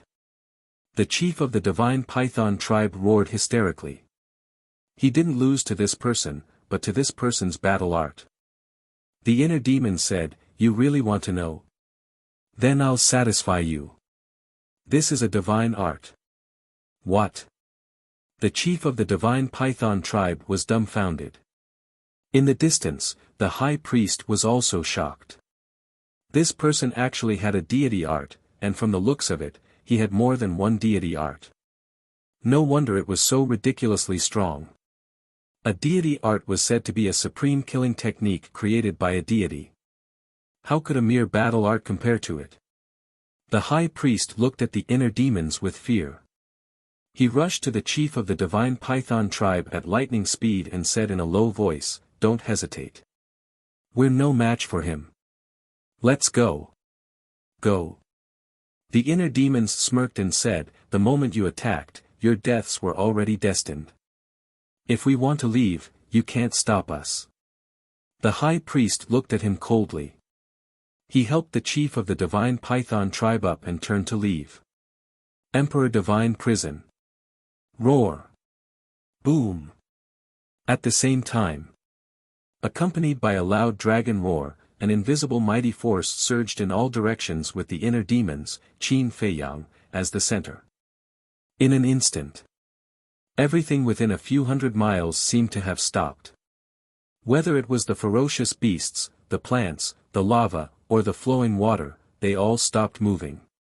The high priest and the inner demons also stopped in the void. What's this? Could it be his aura? No, our cultivation is stronger than his. His aura can't imprison us. The high priest was bewildered. do you think that's all I have? Since you two are so loving, I might as well send you both on your way. You'll have a companion when you go to hell. The inner demons looked at the two indifferently. He waved his hand, and the statue behind him moved. It was like an ancient great emperor. It held the broken sword and charged toward the high priest and the inner demons. The chief of the divine python tribe closed his eyes in pain and said, "Madam, I'm sorry. I've implicated you." Sigh. The high priest sighed deeply and said with a smile, "Don't say sorry. I'm willing to do all this. I have no regrets." "Madam," the chief of the divine python tribe was full of self-blame. "Don't say anything. I'll fight for a chance for you. You must try your best to survive. Don't think about avenging me. Find a place where no one knows you and live the rest of your life peacefully." The high priest said with a smile, looking a little sad. "Madam, what are you doing?" The chief of the divine python tribe panicked. The high priest did not answer. A destructive aura rushed out of her body and broke through the restraints of the Emperor Divine prison. Self-destruct. The inner demons raised an eyebrow and began to retreat decisively. "Madam, don't," the chief of the divine python tribe shouted anxiously. "This is all I can do. Don't let me down. Don't hesitate, go." The high priest sent the chief of the divine python tribe flying with a palm strike. Then, with a loud roar, she charged toward the Emperor Divine statue without hesitation. "Don't," the chief of the divine python tribe screamed in despair and sorrow. "Goodbye." The high priest looked back and smiled. Her slender body crashed into the Emperor Divine statue, and a loud bang exploded between heaven and earth. Instantly, the sky shook. The void trembled. The earth sank. The terrifying destructive power spread thousands of miles away. This scene was like the scene of the end of the world. "Madam," the chief of the divine python tribe was in tears.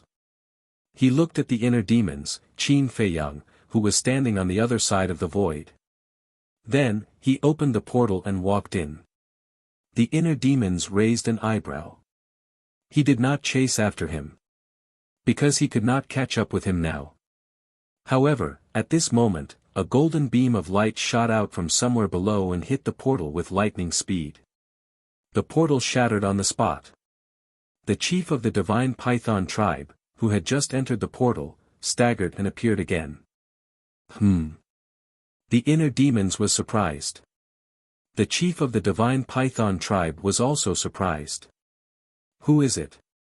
The inner demons looked down, but there was not even a shadow. After the chief of the divine python tribe came to his senses, he immediately opened another portal. "You still want to leave?" The inner demons smiled coldly. He took out the Chang Shui and used the phantom steps. Before the portal opened, he landed behind the chief of the divine python tribe. Then, he stabbed his saber into the divine python tribe's chief's back and destroyed the chief's sea of chi on the spot. "Son of a bitch, I'll kill you." The chief of the divine python tribe had lost his mind. He turned around and pounced on the inner demons. The inner demons did not care and retreated quickly. Because there was no need for him to do anything now. As long as the cultivation of the chief of the divine python tribe was destroyed, he was like a fish on the chopping board, waiting to be slaughtered. In less than 3 breaths, the chief of the divine python tribe's cultivation was destroyed and he fell down powerlessly. But he did not give up yet. He finally calmed down. He quickly took out a spirit sea elixir and a healing elixir from his Qianquan bag and was about to take them. However, at this moment, the inner demons stepped forward and snatched the spirit sea elixir, the healing elixir, and the Qianquan bag from his hands. The chief of the divine python tribe was in despair. The inner demons grabbed the chief of the divine python tribe by his clothes and twisted him in the air. He shook the spirit sea elixir and the healing elixir in his hands and grinned. "Do you want them?" The chief of the divine python tribe nodded. Then beg me? The inner demons teased. I beg you, please be merciful and give them to me. At this point, how could he still have a backbone? The chief of the divine python tribe begged repeatedly. However, under the pleading gaze of the chief of the divine python tribe, the inner demons tightened his fingers and crushed the spirit sea elixir and the healing elixir bit by bit. No, I beg you, the chief of the divine python tribe screamed in despair. However, in the end, the inner demons clenched his big hands and crushed the spirit sea elixir and the healing elixir into powder. The inner demons scattered the powder in his hands and shook his head regretfully. I'm sorry. I accidentally crushed it. Do you want me to give you another one? Okay. The chief of the divine python tribe nodded repeatedly, his eyes full of desire. The inner demons slapped the back of the chief's head and scolded, Damn you. Do you really think I'm so kind? You killed Pei Qin and forced my wife to death. What else do you want? The chief of the divine python tribe roared angrily. What do you think I want? Although my brother is a good-for-nothing, you can't bully him as you like. The inner demon sneered. The chief of the divine python tribe sneered. Then you'd better kill me now. Otherwise, I won't let this go. Kill you now? No. I've thought about it. Killing you now is too easy for you. Wait until tomorrow. Tomorrow, after you've tasted the disdain of the world, I'll send you to reunite with your wife. The inner demons grinned. Then, he lowered his head and glanced at the shattered ground below. Who was the one who attacked in the dark? Suddenly, his eyes flashed slightly. He opened a portal and walked in with the chief of the divine python tribe. Not long after he left, a golden stream of light shot out from a crack in the ground below. It was a person. However, his face could not be seen clearly. He was shrouded in golden light. Ancestor Mu. Patriarch Mu. Are you really brothers? But why do I feel like you're the same person? The golden figure mumbled to himself. It was a woman's voice. However, at this moment, the inner demons appeared again with the chief of the divine python tribe. There's really someone here. When he saw the golden figure, the inner demon's eyes flashed red. He shouted, Who exactly are you? Last time, my brother was schemed against by the scorpion tribe in the Rolling Clouds Mountains. Were you the one who saved him? Just now, he had only pretended to leave to lure this person out. The younger brother is difficult to deal with. I didn't expect the older brother to be so difficult as well. The golden figure mumbled to himself. Then, he turned around and left without saying a word. Don't even think about leaving if you don't explain yourself. Chapter 1096. The golden figure did not look back, nor did he respond to the inner demons. Guiyuan sword technique. The inner demon's eyes flashed fiercely. Crimson sword chi emerged, and 50 sword shadows appeared in an instant, slashing toward the golden figure. Feeling the destructive sharpness, the golden figure narrowed his eyes and said, I mean you no harm. Why don't you let it go? This voice, the inner demons trembled, and the 50 sword shadows stopped in the void. Their eyes were full of disbelief. The golden figure took the opportunity to open the portal and left without looking back. This sovereign, did you hear it? The inner demons thought. Yes. I didn't expect it to be her. In the inner world, Qin Feiyang also felt incredulous. It seems that she didn't help you purely out of kindness. She must have some other purpose. The inner demon said. Probably. Qin Feiyang lowered his head and muttered, his eyes flickering. The inner demons also entered the castle with the divine python tribe's leader. What happened? Seeing the heavenly spiral tribe's leader lying on the ground like a dead dog covered in blood, the inner demons looked at Lu Hong and the others suspiciously. Viper smiled and said, "This person doesn't know what's good for him. After coming to the castle, he still wanted to cause trouble, so I gave him a good beating." The inner demons suddenly understood. He looked down at the heavenly spiral tribe's leader contemptuously and sneered, "Where do you think this is? Do you think this is a place for you to be presumptuous?" The heavenly spiral tribe's leader curled up, his eyes full of despair. "Where is this?" At the same time, the divine python tribe's leader glanced at Lu Hong and the others and the castle in surprise. The inner demons said proudly, "This is my space divine item." Space divine item? The divine python tribe's leader was suspicious. "Can't you see it? He is Qin Feiyang, the man who terrifies everyone." The heavenly spiral tribe's leader pointed at the inner demons and shouted at the divine python tribe's leader. "What? Qin Feiyang?" The chief of the divine python tribe widened his eyes in disbelief. He. Wolf King couldn't stop laughing. The chief of the divine python tribe glanced at them one by one. When he saw the Wolf King, his body and mind trembled. He then looked at the inner demons and said, "It really is you. Are you surprised?" The inner demon said.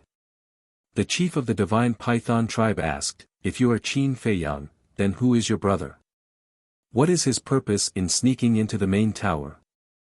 Never in his wildest dreams would he have thought that the person before him was the one who had massacred several large regions and snatched away the heavenly astral flames. "You should worry more about yourself."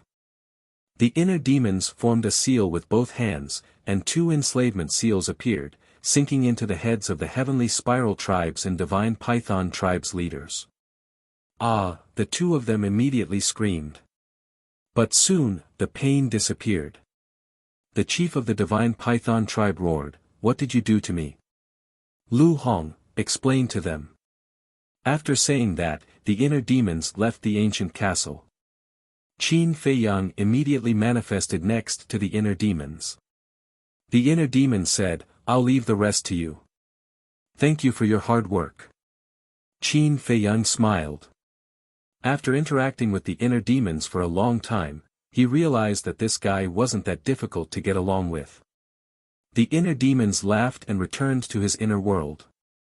Qin Feiyang's consciousness also entered his sea of consciousness. After pondering for a moment, he found a pool nearby, washed the blood off his body, and changed into a clean set of clothes. Then, he opened a portal and descended into an alchemy room. The alchemy room was very quiet. A young man in white was sitting cross-legged in the cultivation room. It was Pei Yi. Qin Feiyang entered the cultivation room and said with a smile, "Brother Pei, I've taken the liberty to visit you again." Pei Yi opened his eyes and looked up at Qin Feiyang. He was speechless. "Only you. If it were someone else, I would definitely chase them out." Qin Feiyang shook his head and chuckled. "Do you have time? I have something to talk to you about." "Yes." Pei Yi nodded and got up. "Let's go to the lounge. We can talk while drinking." The 2 of them entered the lounge one after another and sat opposite each other in front of the coffee table. Pei Yi washed the tea set and asked while making tea, "What's the matter?" Qin Feiyang said, "Do you remember that I told you that there was more to your father's death when we were at the divine python tribe previously?" Slightly stunned, Pei Yi said apprehensively, "I remember that you didn't say that there was more to my father's death. Instead, you said that you wanted to tell me how he died." "Yes. That's what I said. However, there is indeed more to your father's death. I just didn't say it so bluntly back then," Qin Feiyang said. Pei Yi's gaze froze and he stopped what he was doing. He said in a low voice, "I hope you can tell me the truth." Qin Feiyang said, "Are you mentally prepared, then? Will this matter be a huge blow to me?" Pei Yi asked. "Very. It might even break you down." Qin Feiyang nodded. Pei Yi remained silent and began to make tea again. There was no expression on his face at all. No one knew what he was thinking. Gurgle. A few moments later. Pei Yi picked up the teapot and poured 2 cups of tea. He pushed 1 cup of tea towards Qin Feiyang while holding the other cup for himself. He then placed it beside his mouth and slowly sipped on it. Qin Feiyang was not in a hurry either. He sipped on the tea while waiting. All of a sudden, Pei Yi raised his head and downed the tea in 1 gulp. He then looked at Qin Feiyang and said smilingly, "I believe there's nothing that can affect me anymore. Tell me." Qin Feiyang took a deep breath and put down the teacup. Staring into Pei Yi's eyes, he said, "The real culprit behind your father's death is your uncle." Ka-cha. As soon as he said that, the teacup in Pei Yi's hand was crushed into pieces. A deafening silence filled the resting room. After some time, Pei Yi asked softly, "Do you have any evidence?" His tone was calm, as if he was not affected at all. "Yes." Qin Feiyang nodded. Pei Yi asked, "When did you find out?" "On the day I accompanied you to retrieve your father's body, Fatso and I went to investigate. At that time, someone witnessed your uncle murdering your father. Fu Anshan also knows about it and has been using it to threaten your uncle for years." Qin Feiyang said. Pei Yi asked, "Why didn't you tell me earlier?" Qin Feiyang said, "This matter is too cruel to you. So, I couldn't bear to do it." "Why are you telling me now, then?" Pei Yi asked. Qin Feiyang said, "Because tomorrow, all of this will be made public. I want to tell you in advance, so that you won't." Pei Yi said, "Are you afraid that I'll go berserk tomorrow?" Qin Feiyang nodded. Pei Yi hung his head low again and remained silent. Qin Feiyang looked at him and asked with a frown, "Why don't you doubt my words at all?" "Because you don't have a motive to lie to me." Pei Yi smiled calmly and looked up at Qin Feiyang. "It's also because I already knew the truth long ago." "What?" Qin Feiyang sprung up abruptly. "Are you shocked? Why am I still so indifferent after knowing the truth?" Pei Yi asked with a smile. Qin Feiyang looked at him deeply and returned to his seat. Shaking his head, he said self-deprecatingly, "Seems like I've been too nosy. No. I want to thank you for forcing me to face the truth. Did you know? I've been avoiding it in the past because I didn't know how to face it. No matter what, he's still my second uncle and we share the same blood. He's also the one who raised me. So, I've been pretending to be a fool and refusing to think about these things." Pei Yi sighed. "When did you find out?" Qin Feiyang asked. "Very, very long ago. I think it was when I was in my teens. I went to look for him one day and happened to overhear him talking to Pei Qin about it." "So, you're not afraid that I'll go berserk tomorrow?" "Because I've already gone berserk countless times over the years and I've already become numb to it." Pei Yi shook his head and smiled. "Ah." Qin Feiyang sighed and said, "There must be another reason why you didn't expose him, right?" "Yes. Once this matter is exposed, the Divine Python tribe will definitely fall from grace and may even be squeezed out of the super tribes. Do you know? My ancestors have sacrificed a lot to make the Divine Python tribe what it is today. I can't let the tribe decline because of my personal affairs." Pei Yi smiled and said, full of vicissitudes and helplessness. Qin Feiyang looked at him with a complicated expression. For the sake of the tribe's honor, he was willing to put aside the blood feud and bear it alone. This person was really admirable. Qin Feiyang said, "What about now? Will you stop me?" "No. Some things can't be avoided forever. There will be a day when you have to face it. I also believe that if it weren't for my second uncle who went too far, you wouldn't have done this," Pei Yi said. After chatting for a while, Qin Feiyang left. This conversation also gave him a comprehensive understanding of what kind of person Pei Yi was. He was responsible. He was responsible. He was magnanimous and had a great vision. He could conclude that this person would definitely become a formidable person in the future. The next day. North City. Early in the morning, the people of the transaction pavilion entered the central square, which was decorated with lanterns and colored banners.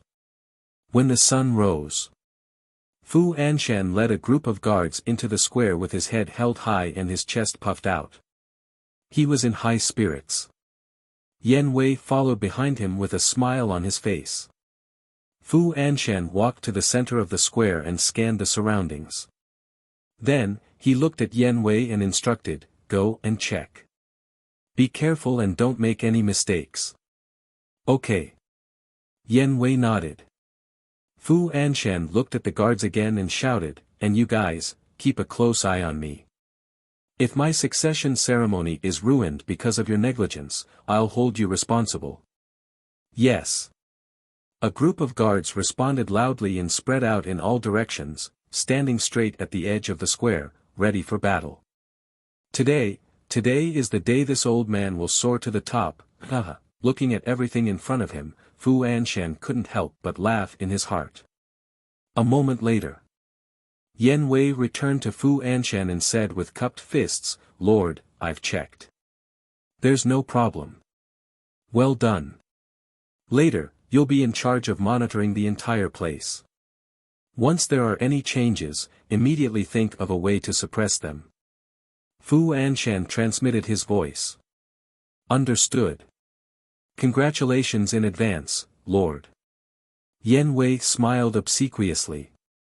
Fu Anshan laughed and said, "Don't worry, when I soar, I won't shortchange you."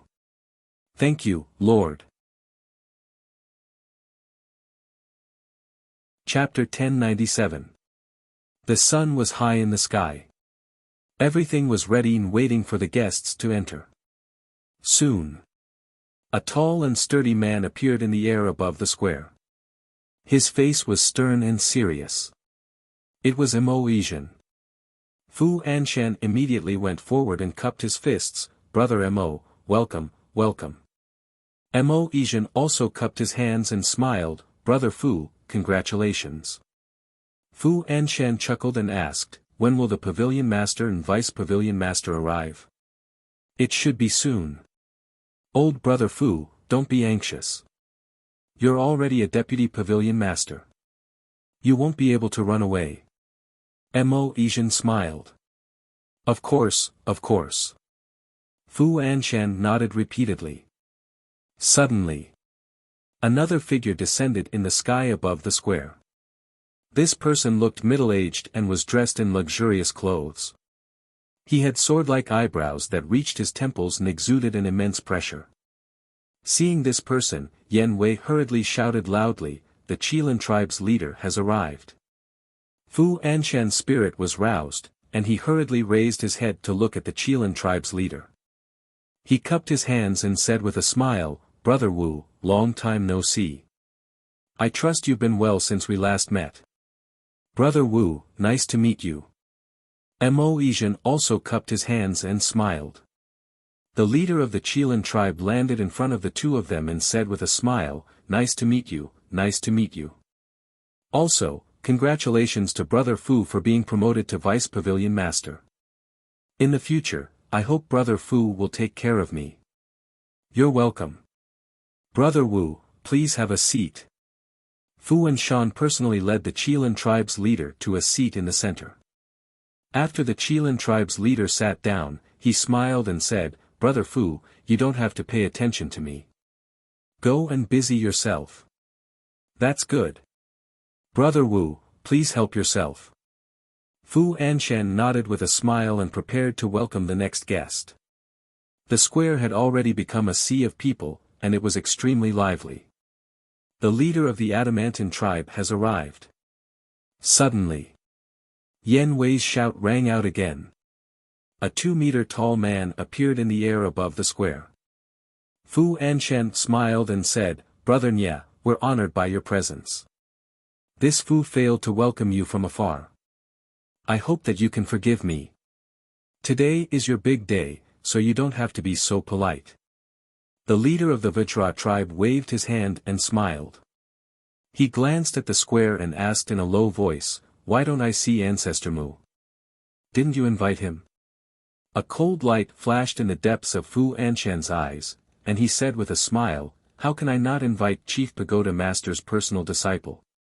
Don't worry, Brother Nye, he'll definitely be here soon.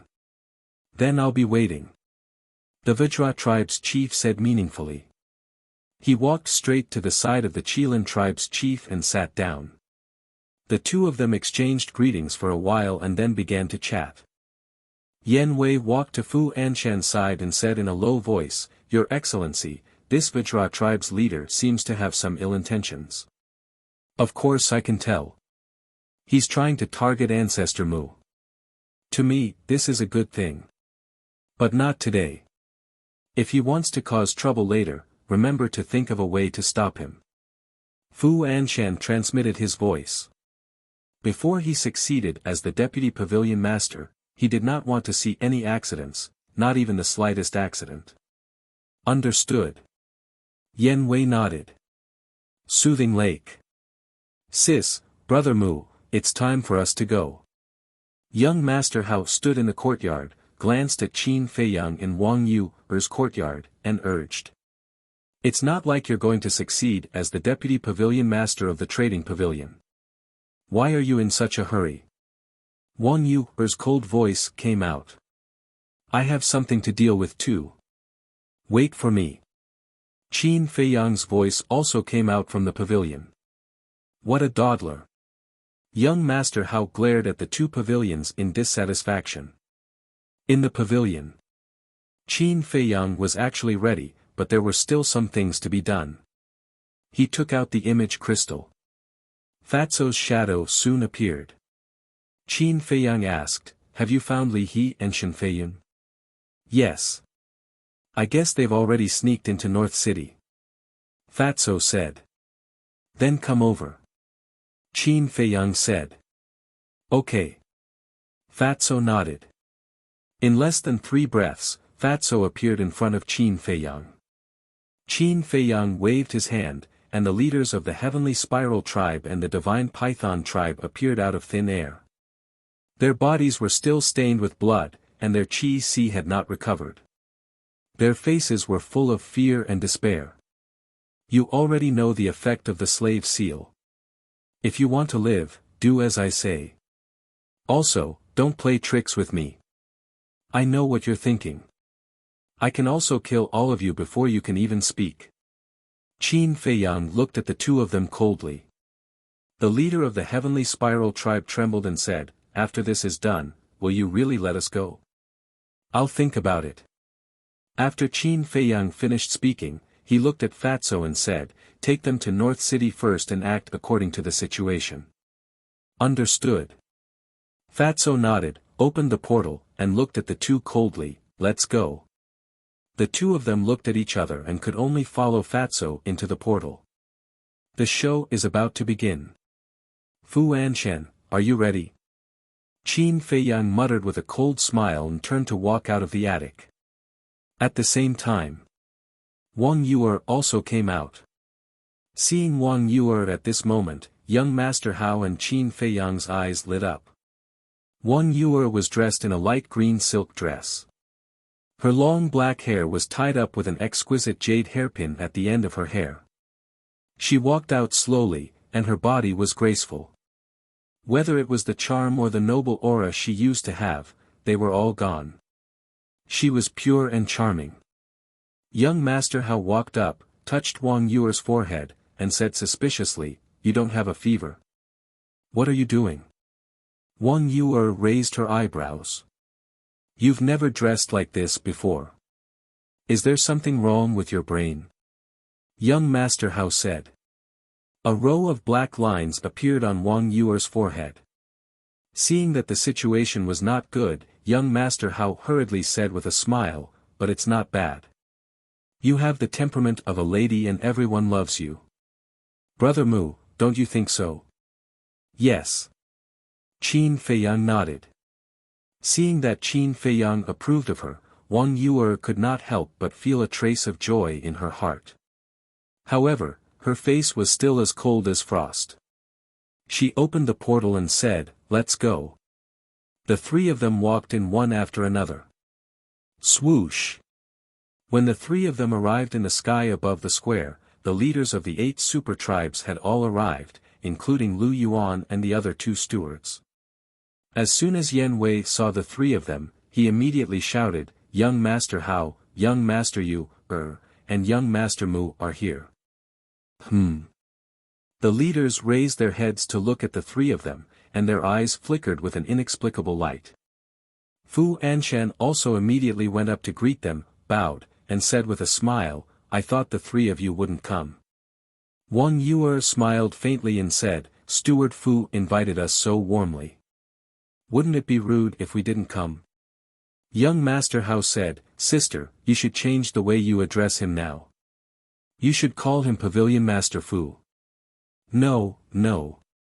I haven't succeeded the position of Deputy Pavilion Master yet. You can't call him that." Fu Anshan hurriedly waved his hands in fear. "It's only a matter of time." Young Master Hao grinned. Fu Anshan chuckled and extended his hand, "Young Masters, Miss Yu, please take a seat." And the three of them nodded and landed on the square, walking towards the 8 leaders.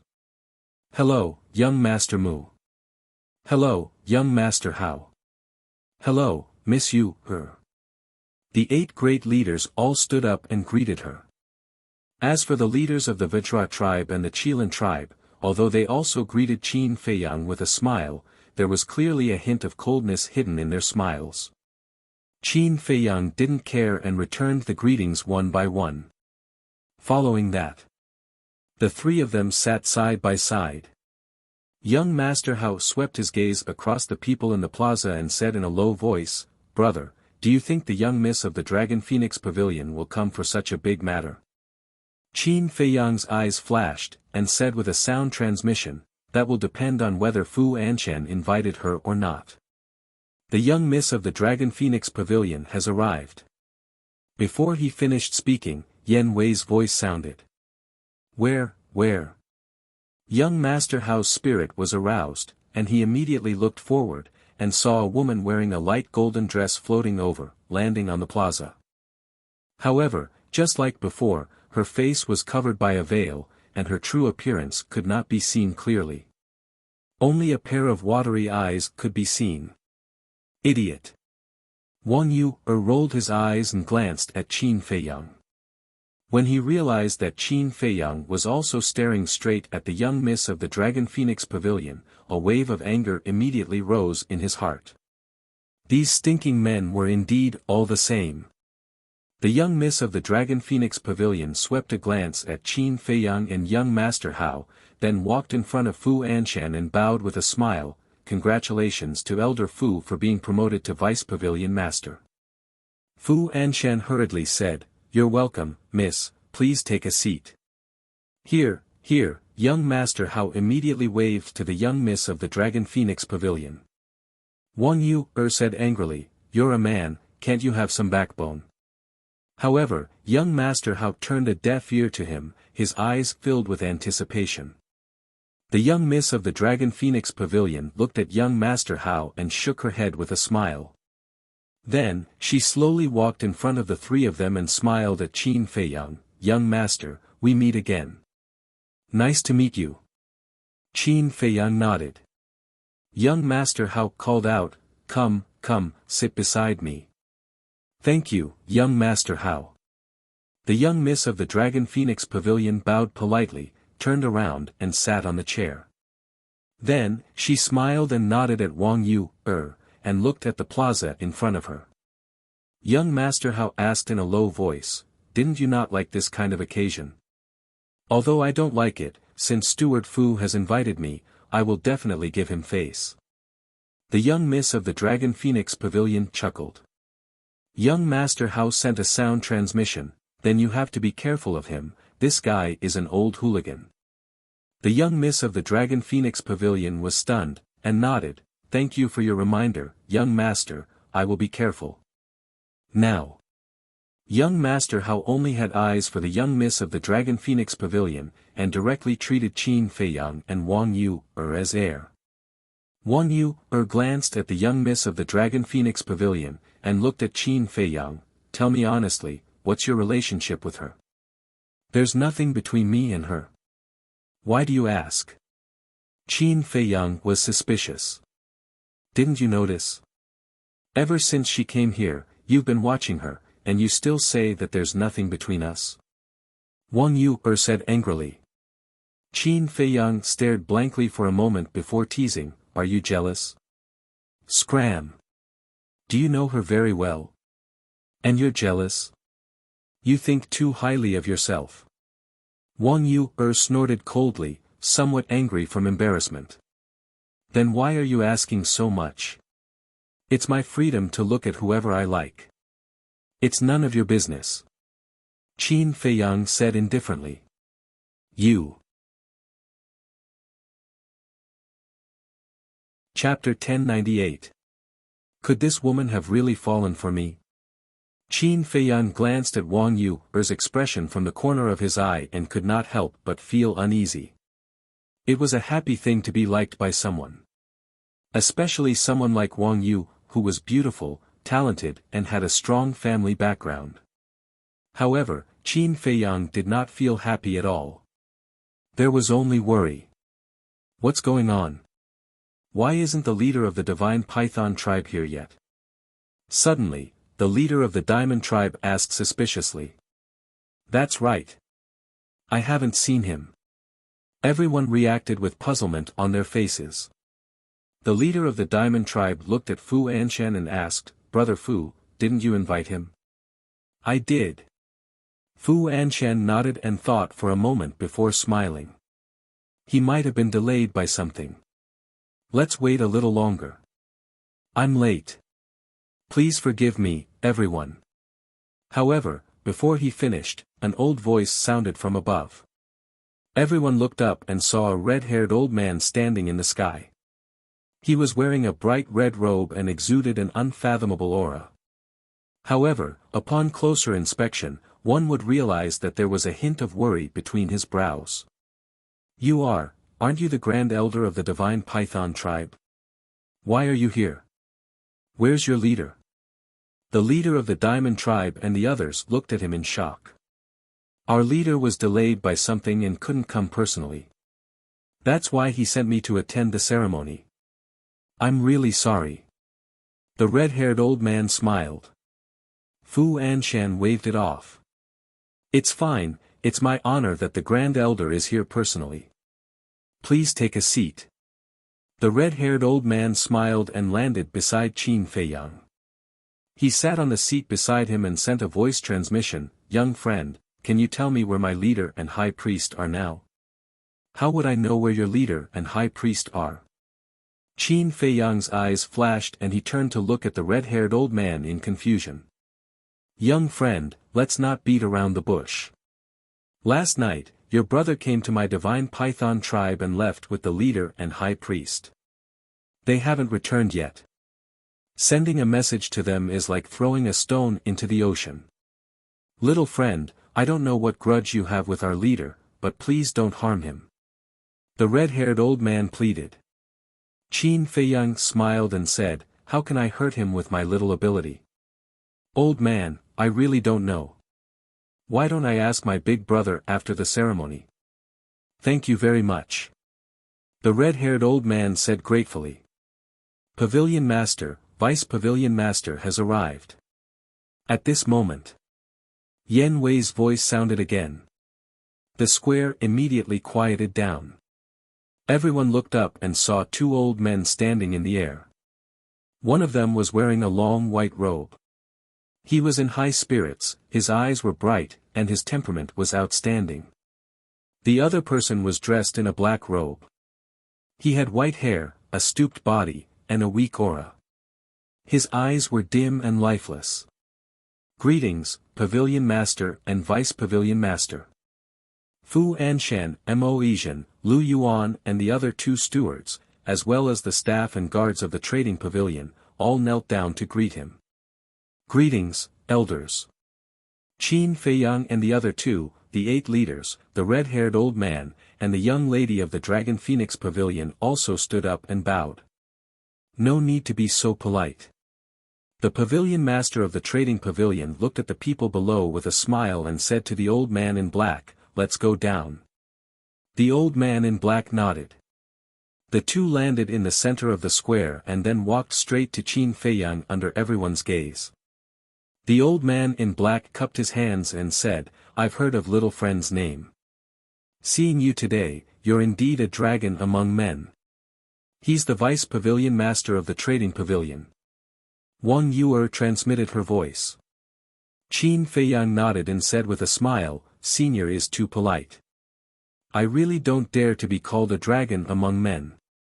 Sigh, young people are full of vigor. There's no need to be so humble. Otherwise, when you're old, you won't have the chance to be high profile like this old man." The old man in black laughed with a hoarse voice. Qin Feiyang looked at the old man's turbid eyes. He was indeed nearing the end of his lifespan, but there wasn't a trace of fear on the old man's face. He said calmly, "Junior still needs to learn more from Senior's temperament." The old man in black shook his head and said with a smile, "You're already a man with one foot in the grave. What's there to learn?" Mo Yizhen looked at Qin Feiyang and said respectfully, "Two lords, please take a seat." And the two nodded. The pavilion master looked at Qin Feiyang and said, "Little friend, let's have a good chat after the inauguration ceremony." "It's my honor," Qin Feiyang said with a smile. The pavilion master smiled and walked to the central seat with the old man in black. They turned around and sat side by side. The old man in black looked at everyone and said to Mo Yizhen, "Let's begin." "Yes."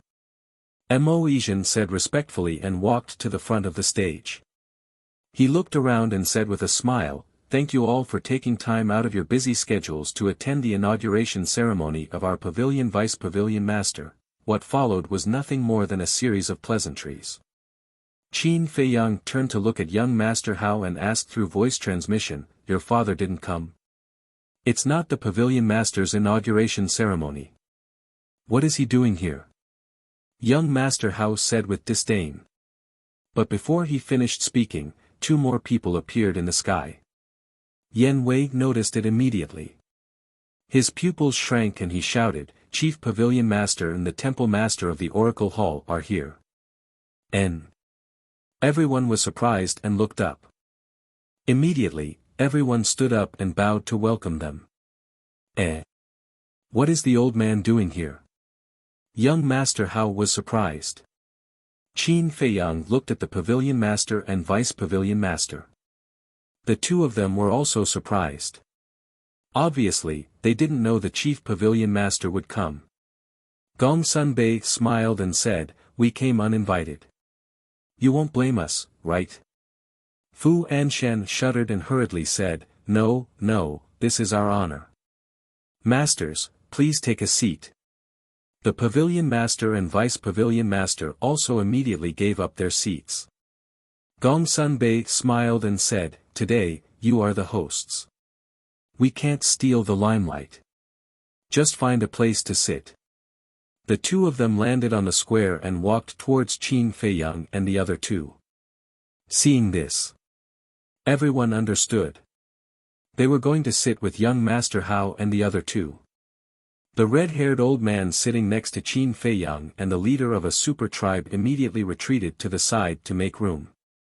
After the two of them sat down, young Master Hao turned to look at the two of them and secretly sent a voice transmission, "What are you doing here?"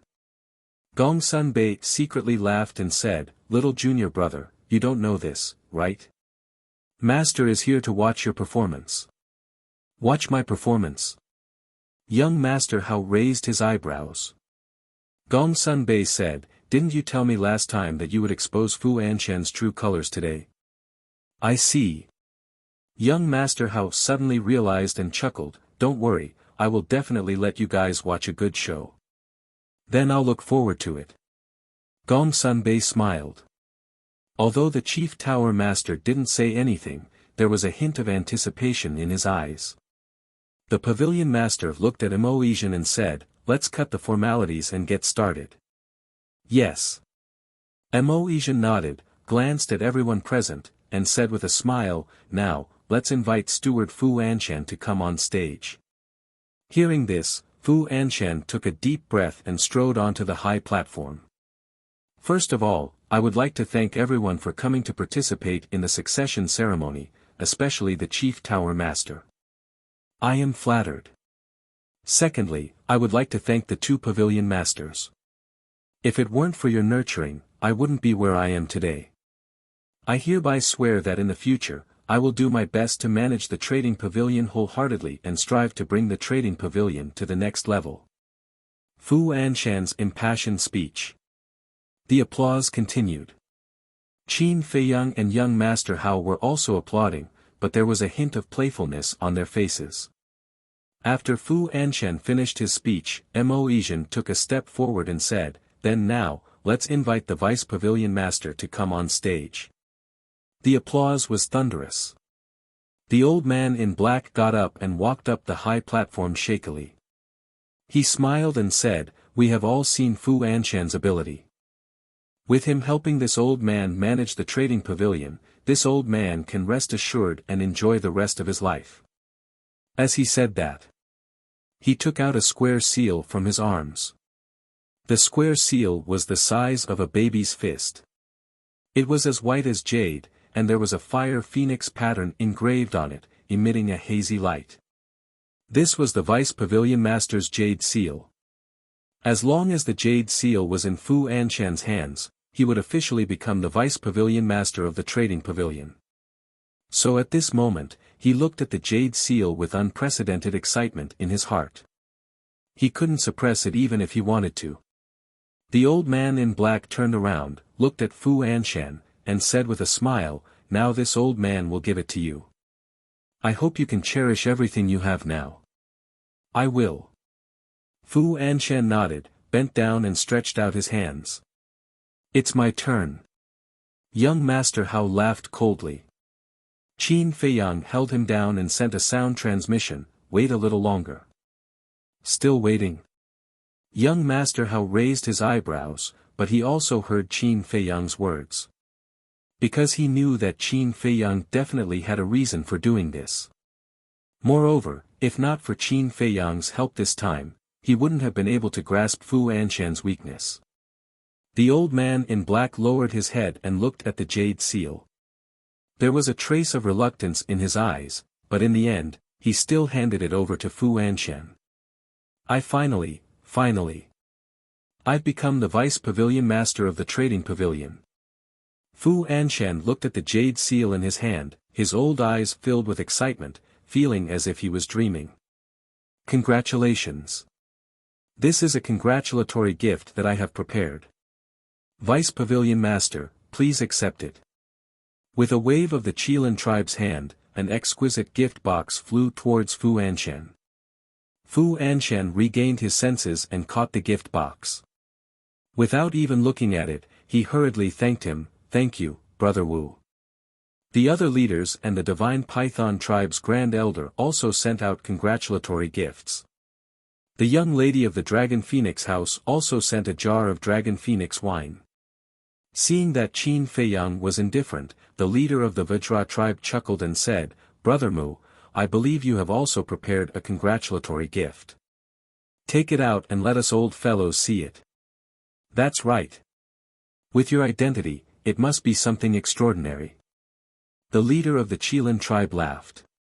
Although the Chief Tower Master was present, their words didn't have any obvious intention of targeting him.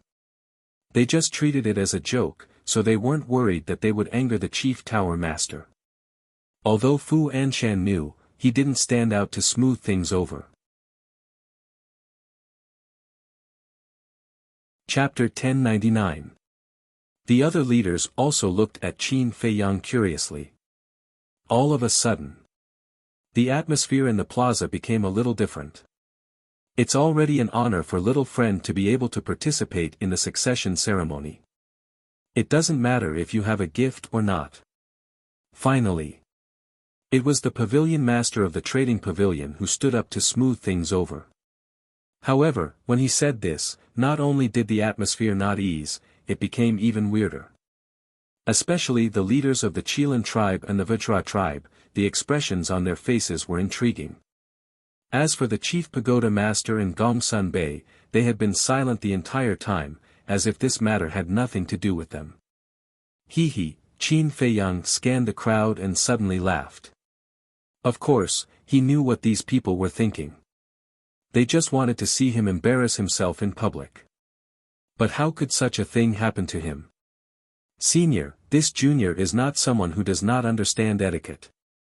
For such a joyous occasion, I will definitely prepare a congratulatory gift. And as everyone said, it is indeed a few big gifts. Listen up, it's not one, it's a few. However, I can't take it out yet. Please allow this junior to keep you in suspense. Qin Feiyang turned to look at the pavilion master of the trading pavilion and smiled faintly. The pavilion master of the trading pavilion was slightly startled, and nodded with a smile, "Little friend, as you wish." What gift? So mysterious. The leaders looked at each other, their eyes filled with suspicion. Young Master Hao swept his gaze across the crowd, then looked at Fu Anshan who was standing on the high platform in high spirits, and sent a sound transmission, "Brother Mu, do you still want to wait? No rush." Qin Feiyang waved his hand.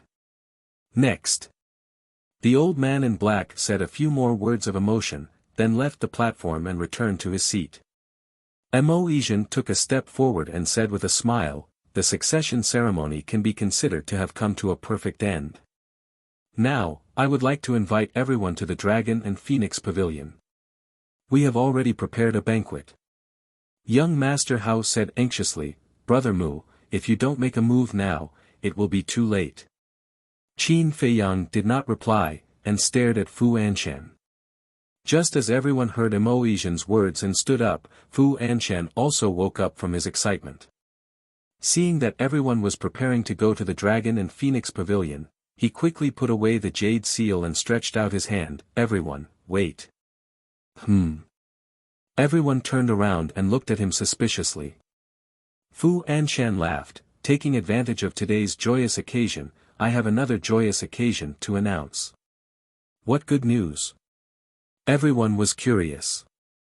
"I believe many of you know that I lost my wife in my early years, leaving behind my only son, Fu Xiong. However, Fu Xiong died in a foreign land some time ago, so I plan to marry another wife to continue the line of the Fu family." Fu Anshan smiled. "This is indeed a good thing. Double happiness. Brother Fu, congratulations, congratulations. I wonder which family's lady is so lucky to be chosen by Brother Fu?" The chief of the Adamantine tribe asked. "Her name is Li Yan." Fu Anshan said. "Li Yan. Why does this name sound so familiar?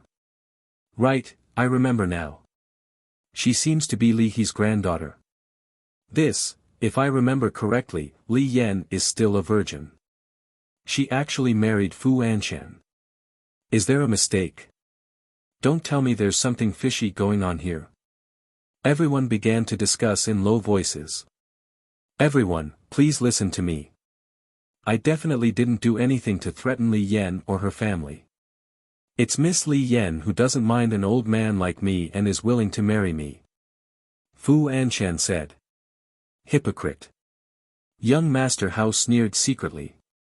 This explanation was too deliberate. It was equivalent to revealing 300 taels of silver here. He glanced at Qin Feiyang.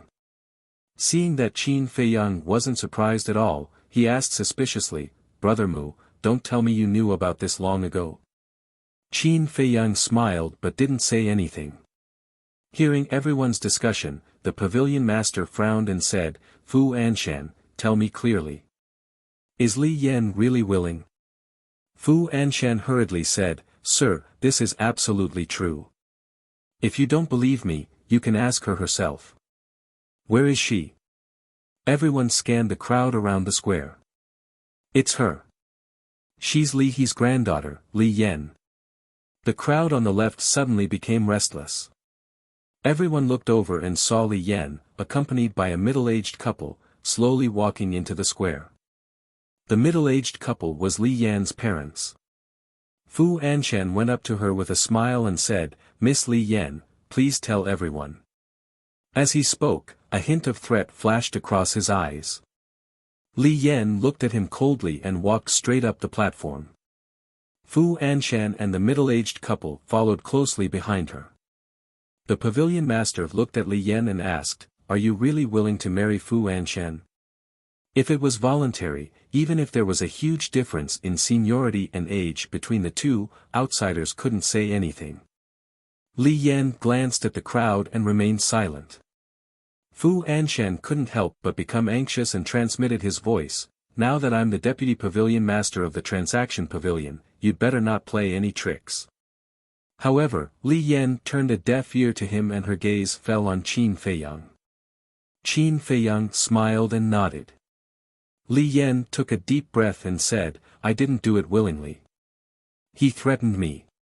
If I didn't marry him, he would deal with my Li family."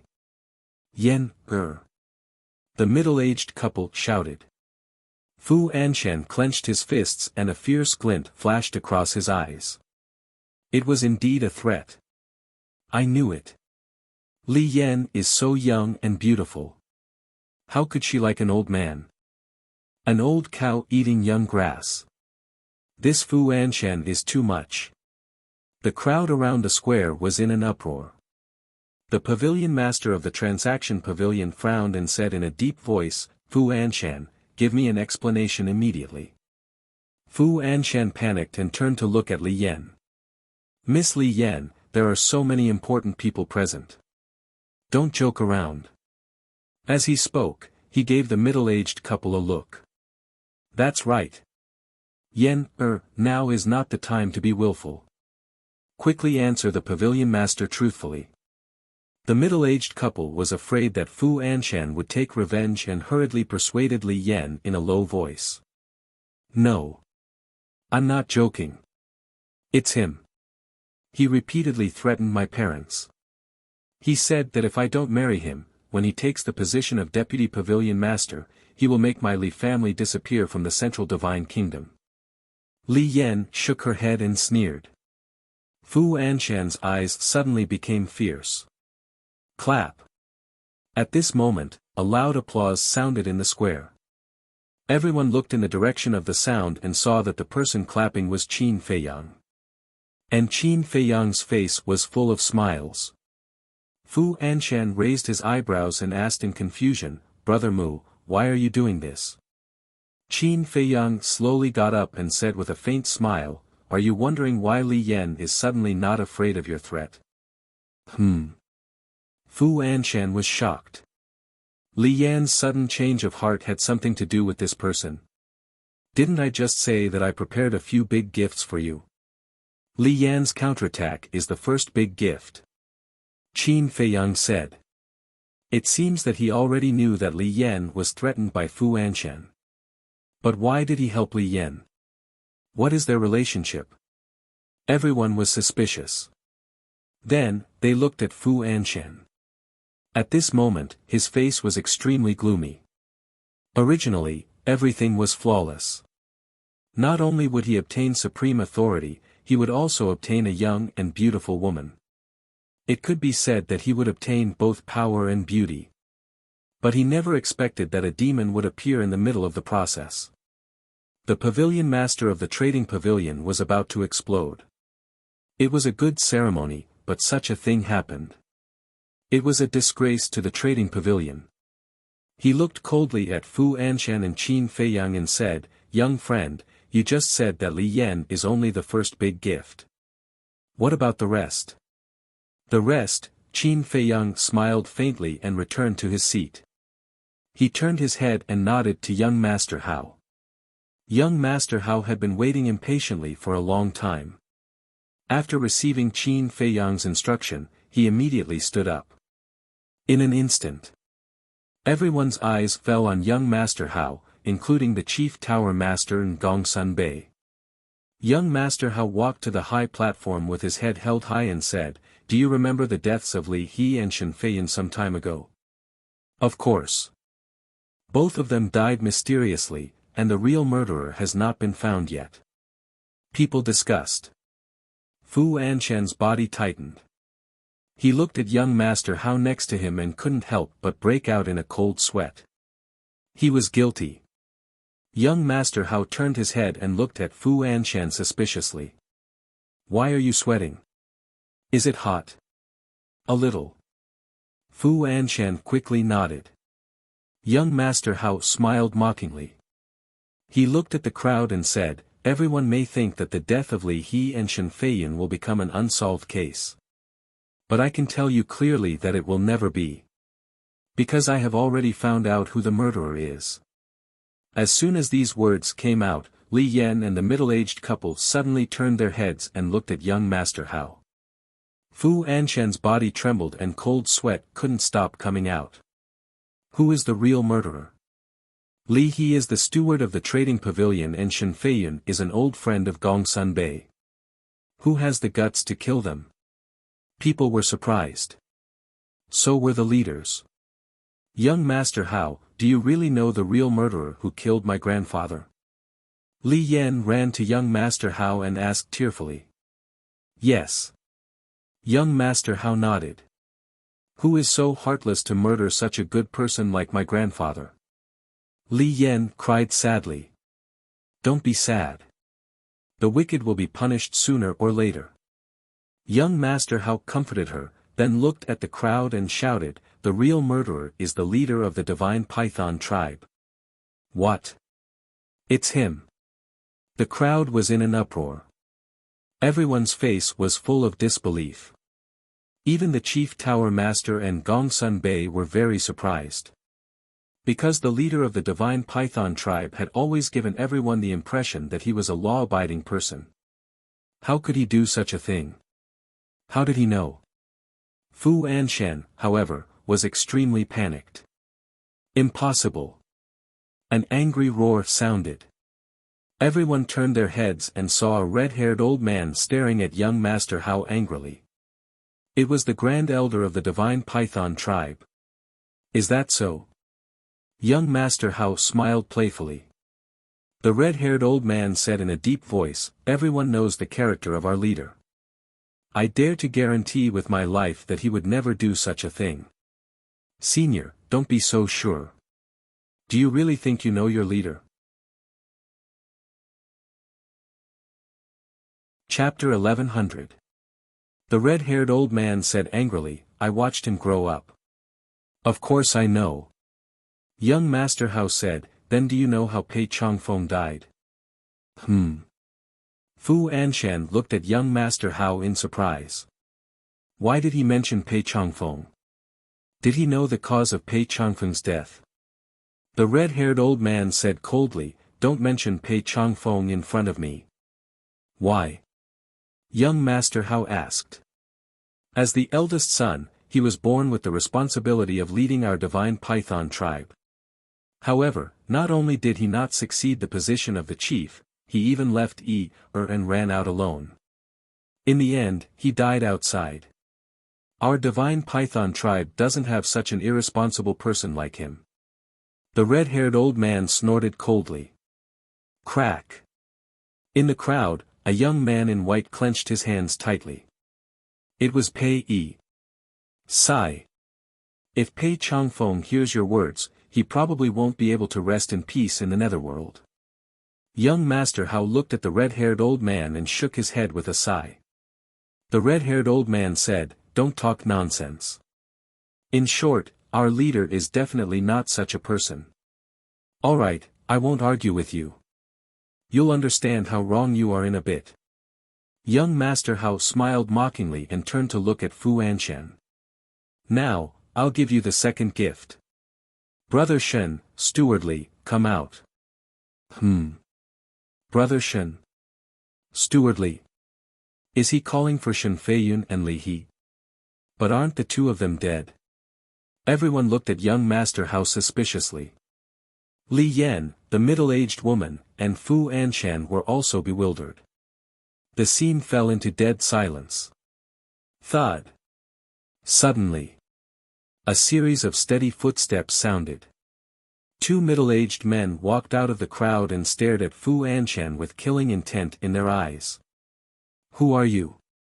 Suddenly, the trading pavilion guards at the edge of the square stopped them. Young Master Hao shouted, "Let them in." The two guards' eyes trembled and they hurriedly retreated to the side. There was no suspense. Everyone's gaze once again converged on the two middle-aged men. The two of them entered the square and walked straight up the platform.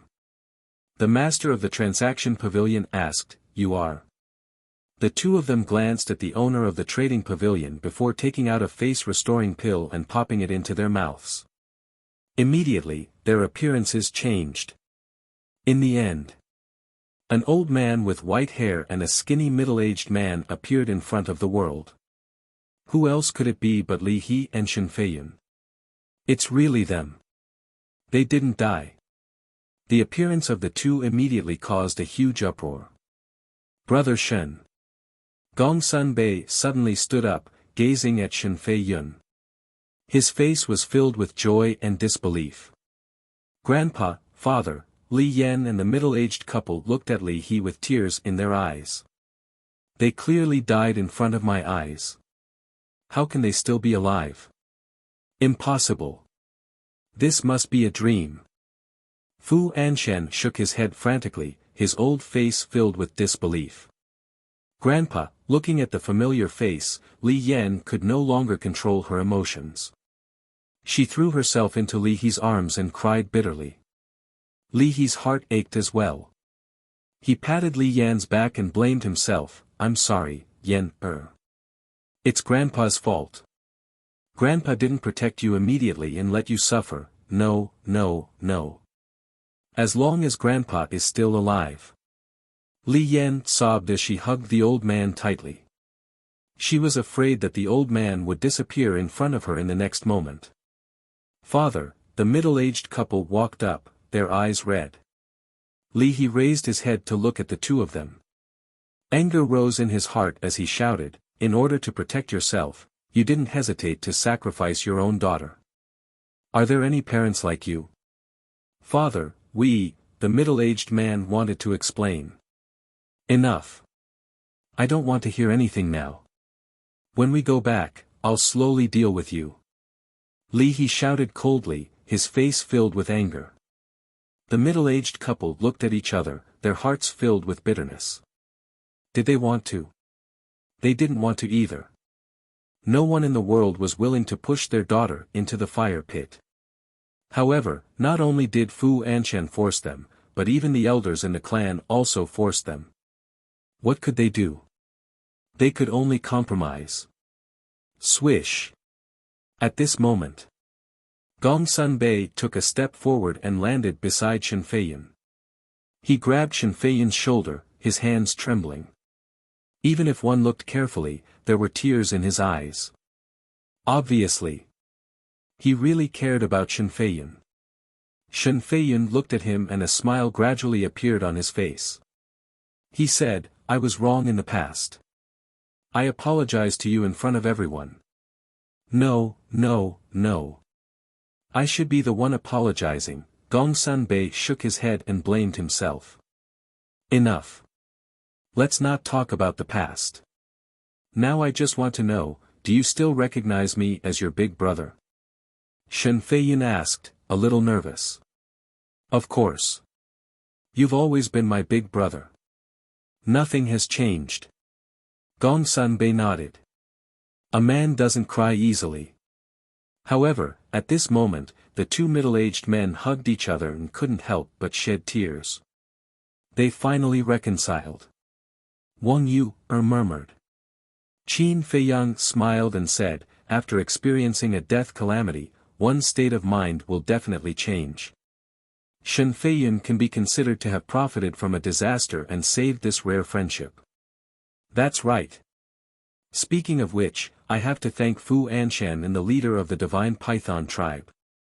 Wang Yu said, her gaze falling on Fu Anshan, a cold light flashing in her eyes. At the same time, Li He and Shen Feiyun also looked at Fu Anshan. Li He patted Li Yan's shoulder and said with a smile, you go down first. Grandpa needs to deal with some personal matters. Okay.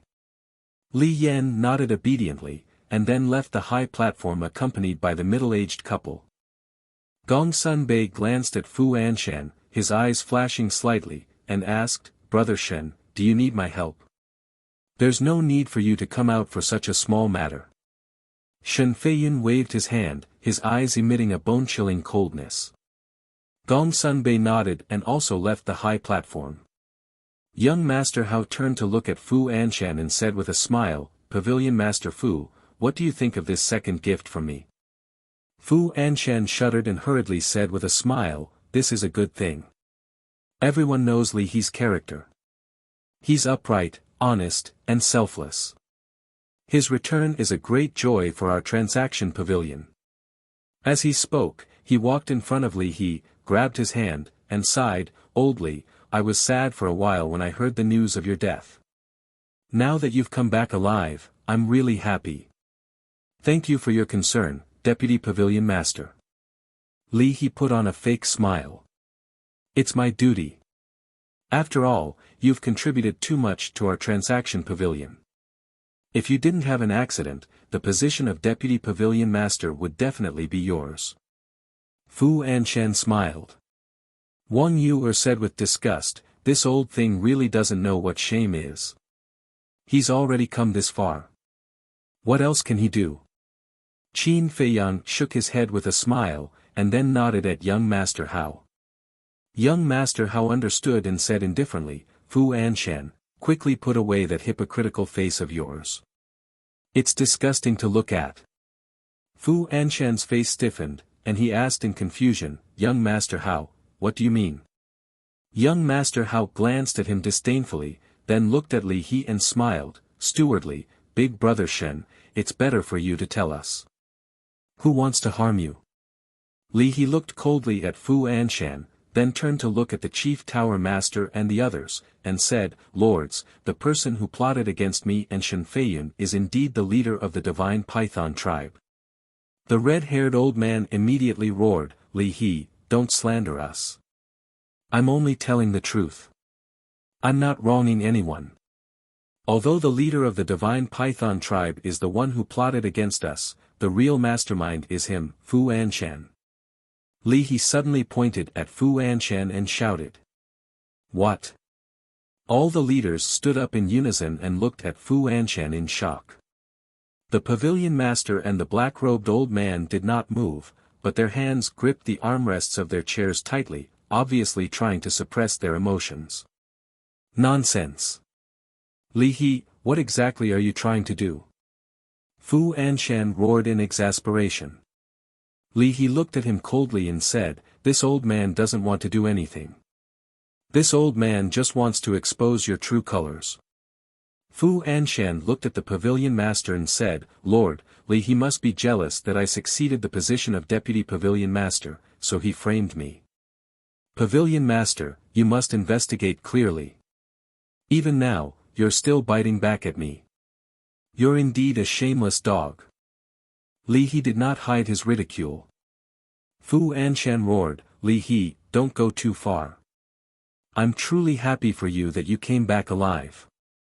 But you actually slandered me. What are your intentions? Happy for me? Come on, stop pretending. It makes me sick to my stomach. Li He looked down on him. You, Fu Anshan was furious. The pavilion master slammed his palm on the armrest and roared, shut up. Fu Anshan looked at Li He and sneered, did you hear that? I told you to shut up. Li He looked at the pavilion master and said mockingly, are you telling me to shut up, or are you telling me to shut up? Do you really understand? Fu Anshan was stunned and turned to look at the pavilion master. The pavilion master stared at Fu Anshan gloomily and said word by word, I'm telling you to shut up. Fu Anshan's body stiffened, and his expression was extremely ugly. The pavilion master looked at Li He and Shen Feiyun and asked, why did he order the Divine Python tribe's leader to murder you? Pavilion master, Fu Anshan killed me because I hindered him from succeeding the position of deputy pavilion master. And he killed Shen Feiyun because Shen Feiyun killed his son, Fu Xiong, in Qinghai City. And in order to avenge Fu Xiong, he even sent his confidant, Fu Han, to Qinghai City to assassinate Ancestor Mu, young Master Hao, and Wang Yu. Li, he said. What? The leaders were dumbfounded. They had a tacit understanding about Qin Feiyang and had the thought of getting rid of him. But young Master Hao and Wang Yu, one was the Chief Tower Master's biological son and the other was Wang Su's biological daughter. Who dared to touch them? Chapter 1101. Everyone looked at the Chief Pagoda Master again, only to see that his expression was indifferent, as if he was not angry. But everyone knew. If this was true, then Fu Anshan would definitely die a miserable death. Bastard, the pavilion master of the trading pavilion was also fuming with rage, and his lungs were about to explode. Swoosh! Suddenly, he landed on the high platform and slapped Fu Anshan's face in front of everyone. Ah! Fu Anshan screamed in pain and flew out on the spot. His nose was bruised and his eyes were swollen. But he could no longer care about the pain and hurriedly got up. He knelt in front of the pavilion master and exclaimed, "Sir, I'm innocent. Kneel properly and shut up." The pavilion master shouted and turned to look at young Master Hao. He asked with a smile, "Is there really such a thing?" Young Master Hao nodded. The pavilion master clenched his fists, his old eyes flashing with killing intent.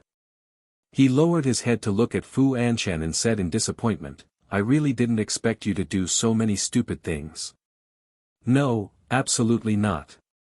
Fu Anshan hurriedly shook his head and looked at young Master Hao. "Young Master Hao, since you said that I sent someone to assassinate you, then take out the evidence." Young Master Hao said indifferently, "I don't have evidence, but as the son of the Chief Pagoda Master, would I lie? If you don't have evidence, what nonsense are you talking about? Even if you are the son of the Chief Pagoda Master, you can't slander others." Fu Anshan's heart calmed down a lot. Young Master Hao said playfully, "Are you thinking that as long as I don't have evidence, you still have a chance to turn things around?" Fu Anshan's eyes flashed with mockery. He had seen the video of Fu Han's confession in young Master Hao's hands, but as long as he insisted that Fu Han was the one who carried him, then he would at most be accused of lax discipline and would not lose his life. "You're too naive." Young Master Hao shook his head and smiled, looking at Qin Feiyang. "Come out." Qin Feiyang said indifferently. "Come out? Who is he calling out?" Everyone was suspicious. Whoosh!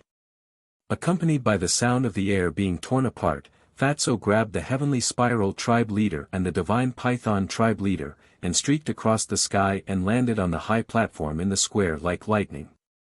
What happened? Didn't the Grand Elder of the Divine Python tribe just say that their chief is dealing with an important matter? But why are you in Ancestor Mu's hands now, and in such a sorry state? His cultivation seems to have been crippled. Who is the other person? Right, he seems to be the leader of the Heavenly Spiral tribe. Yes, it's him, it's him. But wasn't he exiled to the First Zone? Why is he still in the Central Divine Kingdom? The various leaders were bewildered. Leader, meanwhile. The red-haired old man suddenly stood up and looked at the chief of the Divine Python tribe in disbelief. He thought of many possibilities. But he didn't expect this to be the result. He abruptly turned his head to look at Qin Feiyang. His hair stood on end as he roared, "Ancestor Mu, what exactly did you and your big brother do to the leader?" Big brother. Everyone's eyes trembled slightly. The Chief Tower Master also reacted for the first time. He raised his head and looked at Qin Feiyang. Qin Feiyang's heart trembled. He stood up and said, "Disciple will tell you the truth later." "Master, please don't be anxious." "N." The Chief Tower Master nodded and retracted his gaze. At the same time, Fu Anshan looked at the chief of the divine python tribe who was covered in blood. His face was filled with disbelief. What exactly happened? A dignified 8-star combat emperor actually fell into the hands of Qin Feiyang. Don't be nervous, you will definitely find a way to turn things around. Young Master Hao smiled mockingly at Fu Anshan. He looked at the chief of the divine python tribe and said, "Tell everyone, did Fu Anshan order you to kill Shen Feiyun?" Fu Anshan hurriedly said, "Brother Pei, we have no enmity. Don't harm me." The red-haired old man also exclaimed, "Leader, quickly tell everyone that this matter has nothing to do with you. You are innocent." The chief of the divine python tribe glanced at the red-haired old man and Fu Anshan with a gloomy expression. The chief of the heavenly spiral tribe looked at everyone with flickering eyes. Suddenly, the two of them looked at each other, and a cold light flashed in their eyes. Then, they looked at Qin Feiyang in unison. The corner of Qin Feiyang's mouth lifted. With a slight thought, he instantly erased the soul of the chief of the heavenly spiral tribe. Ah! Accompanied by a shrill scream, the chief of the heavenly spiral tribe died on the spot. What happened? Everyone was bewildered. Why did he suddenly die without any reason? The chief of the divine python tribe also turned his head abruptly and looked at the corpse lying on the ground in horror. I already said that I can peek into your inner thoughts. Why didn't you listen? A faint laughter sounded in the chief of the divine python tribe's mind. The chief of the divine python tribe quivered and turned to look at Qin Feiyang. He saw Qin Feiyang looking at him with a smile. Immediately, an uncontrollable fear emerged in his heart. Seeing that the chief of the divine python tribe was looking at Qin Feiyang, the others also looked at Qin Feiyang. They were extremely bewildered. Could it be that the death of the chief of the heavenly spiral tribe was related to this kid? But how exactly did he do it? They didn't see him make a move. He had been sitting there the whole time. Don't play any tricks. It's useless. Just be obedient. Maybe you can still live. Qin Feiyang sent a voice transmission to the chief of the divine python tribe without batting an eyelid. Since Fatso appeared with the two of them, he had been peeking into their inner thoughts. Just now, he saw that the two of them wanted to expose his true identity. Therefore, he erased the soul of the chief of the heavenly spiral tribe without hesitation. He did this to intimidate the chief of the divine python tribe. Obviously, he had achieved the effect he wanted. Fatso patted the chief of the divine python tribe hard and sighed inwardly. You're really naive. Boss never does anything that he's not confident of.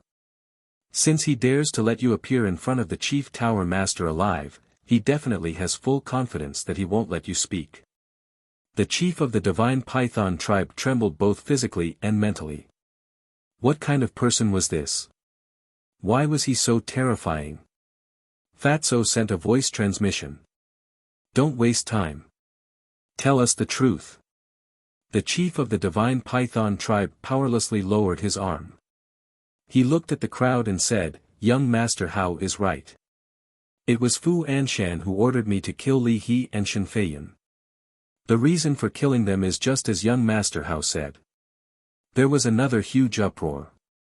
Everyone's eyes were filled with disbelief. It can't be. When the red-haired old man heard this, it was like a bolt from the blue. His face turned pale. It was actually true.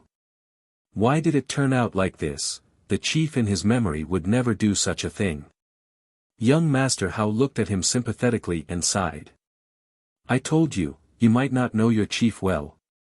The red-haired old man looked up at him and smiled sadly. Then, he looked at the chief of the divine python tribe and asked, Tell me, why did you collude with Fu Anshan? That's right. As the chief of a super tribe, how could he collude with someone like Fu Anshan? It's even more impossible for him to do things for Fu Anshan. Everyone was puzzled. The chief of the divine python tribe lowered his head and found it difficult to speak. Let me tell you. He helped Fu Anshan because Fu Anshan had something on him. Young Master Hao said. What do you mean? The red-haired old man asked.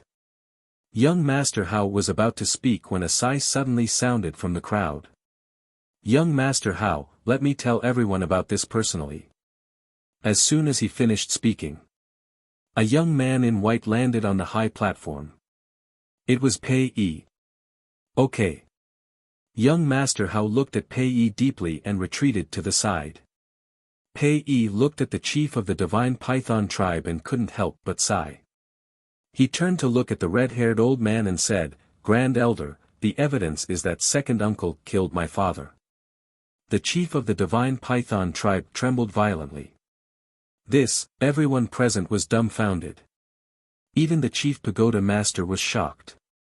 The red-haired old man was also dumbfounded. After recovering from the shock, he said angrily, what nonsense are you talking about? I'm not talking nonsense. I've known about this for a long time. I just didn't say it. Pei Yi shook his head. The chief of the divine python tribe immediately looked up at Pei Yi. He initially thought that Qin Feiyang was the one who told Pei Yi about it, but he didn't expect Pei Yi to say that he had known about it for a long time. Pei Yi also turned to look at the chief of the divine python tribe and said, Second uncle, you don't know, right? When I was young, I went to look for you once and happened to hear you and Pei Qin talking about this. The chief of the divine python tribe asked, Then why did you? Pei Yi said, You want to know why I didn't expose you? The chief of the divine python tribe nodded. Pei Yi smiled and said, Because you're my second uncle, my father's brother, and my family. You can be cold-blooded and heartless, but I can't. Hearing these words, the chief of the divine python tribe teared up. His heart melted. It was only at this moment that he realized how wrong he was in the past. I'm sorry,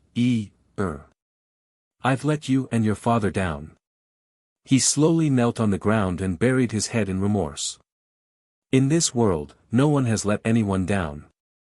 You didn't do anything wrong, I didn't do anything wrong, and my father didn't do anything wrong either. It's the world that's wrong, let's put this matter behind us.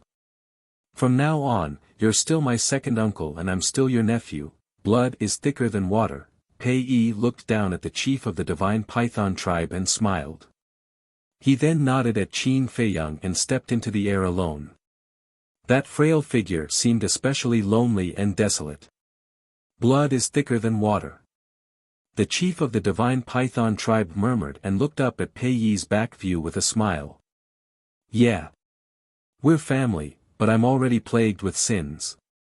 Even if you can forgive me, I can't forgive myself. I'll entrust the future of the divine python tribe to you. When we reach the netherworld, I'll also tell your father that you're an outstanding child. Farewell. The chief of the divine python tribe smiled and looked at this world longingly before slamming his head against the ground, causing blood to splatter everywhere. Chief, the red-haired old man yelled and hurriedly rushed up to the platform. Has already forgiven you. Why did you still do such a foolish thing? I have to pay the price for my mistakes. Only death can wash away my sins. I'll leave him to you. He's a smart and capable child. You must assist him and become the chief of the divine python tribe. The chief of the divine python tribe grabbed the red-haired old man's hand and said intermittently. He maintained a smile on his face throughout. It was a smile of relief. There was no resentment. With that, he weakly let go of the red-haired old man's hand and his head slowly fell to the ground. He was dead. Chief, the red-haired old man hugged the corpse of the chief of the divine python tribe and wailed to the sky. At the same time, Pei Yi stopped in his tracks and turned to look at the platform. However, he did not say or do anything and left without looking back. Chapter 1102. Pei Yi left. No one knew where he went. On the high platform, the red-haired old man hugged the leader of the divine python tribe and howled in pain. Everyone was silent. They were filled with emotions. They didn't expect that Fu Anshan's matter would lead to another unsolved case. Pei Changfeng was actually assassinated by his own brother. That was too shocking. Qin Feiyang also sighed. He didn't expect that the leader of the divine python tribe would repent and choose to die to atone for his sins. The leader of the divine python tribe deserved to die, but Pei Yi actually let go of this hatred. His temperament is admirable. Wang Yuer sighed. If this happened to her, she would never be able to forgive the leader of the divine python tribe. Qin Feiyang said, "That's right. His temperament is something that no one in our younger generation can compare to." Wang Yuer was stunned. She turned to look at him and asked, "Does that include you?" "Yes." Qin Feiyang nodded. If he could get over it, he wouldn't have ended up like this. Wang Yuer said, "I'm really surprised that you're inferior to him. No one is perfect. My talent may be better than Pei Yi's, but my state of mind is far inferior to his." Qin Feiyang shook his head and said with a smile. Wang Yuer looked at him deeply and didn't say anything else. She turned to look at the high platform.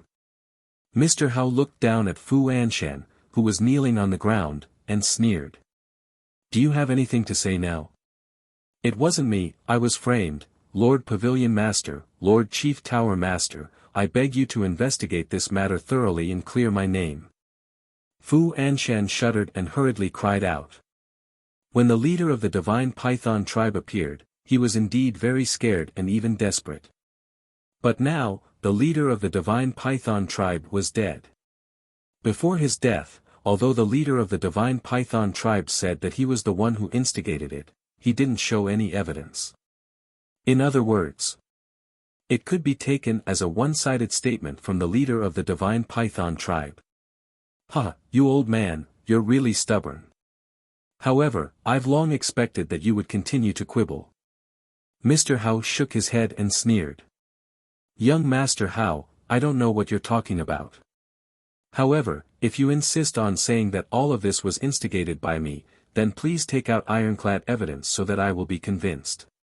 Otherwise, you are wrongly accusing a good person." Fu Anshan raised his head to look at young Master Hao and said fearlessly. In his opinion, now that the chief of the divine python tribe was dead, there was no evidence. Even if young Master Hao knew the truth, he couldn't do anything to him without evidence. Young Master Hao looked at him and grinned. "You call yourself a good man? Do you really think I don't have any evidence? If you have evidence, then take it out." Fu Anshan started to clamor. Because young Master Hao had admitted that he didn't have any evidence. Now that he said this, he must be trying to scare him and make him give himself away. What a joke. Who was Fu Anshan? How could he be fooled so easily? Alas! You really disappoint me. When I said that I didn't have any evidence, I just wanted you to admit it. I didn't expect you to deny it. Looks like I'm still too naive. I shouldn't have the slightest bit of sympathy for someone like you. You want evidence, right? I'll take it out now and let you know why you died. Young Master Hao took a deep breath, calmed down the anger in his heart, and took out the image crystal. Fu Anshan was surprised. Could it be that he really had evidence? No, he must be bluffing. He couldn't be scared by him. Buzz. The image crystal buzzed and trembled, and a stream of light flew into the sky. Immediately, an image slowly unfolded in the sky above the square. The image showed the conversation between Fu Anshan and Yen Wei in the study. In this conversation, Fu Anshan admitted that he had blackmailed the chief of the divine python tribe to kill Shen Feiyun and Li He. How is that possible? Looking at the image, Fu Anshan's face was full of disbelief. He clearly remembered that when he told Yen Wei about this, Qin Feiyang, young Master Hao, and Wang Yu had already left. But why did young Master Hao have this image? The square was dead silent. Only the conversation between Fu Anshan and Yen Wei continued to reverberate in the sky. Everyone looked up at the image with a trace of anger on their faces. It's too much. It's really too much. Such a despicable person, they actually let him succeed the position of Deputy Pavilion Master of the Exchange Pavilion, they are really blind. Kill. We must kill him, cut him into pieces. As soon as the image ended, the crowd around the square immediately roared with righteous indignation. Everyone be quiet, I have another image here for everyone to enjoy.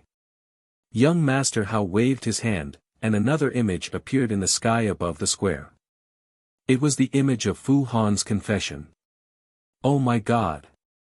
He really sent Fu Han to assassinate young Master Hao and Wang Yu. Does he think that he is the ruler of the Forgotten Continent? How dare he? The leaders were extremely shocked. No. Fu Han went behind my back, I didn't know. Fu Anshan roared. Yen Wei shook his head and landed in front of young Master Hao. He looked at Fu Anshan and said, Sir, now that things have come to this, you'd better admit it. You, Fu Anshan looked at him in shock. Yen Wei turned to look at the Chief Tower Master and the Pavilion Master, bowed and said, I can testify that everything young Master Hao said is true. Fu Anshan roared, Wei Yan, what are you doing? Are you crazy? I'm not crazy. I approached you in order to verify these things. Yen Wei said. What? Fu Anshan's body and mind trembled, and he said angrily, Who exactly are you? Who sent you here? It's me. Qin Feiyang stood up and said. Fu Anshan felt as if he was struck by lightning, and his mind rumbled. It was actually Qin Feiyang's men.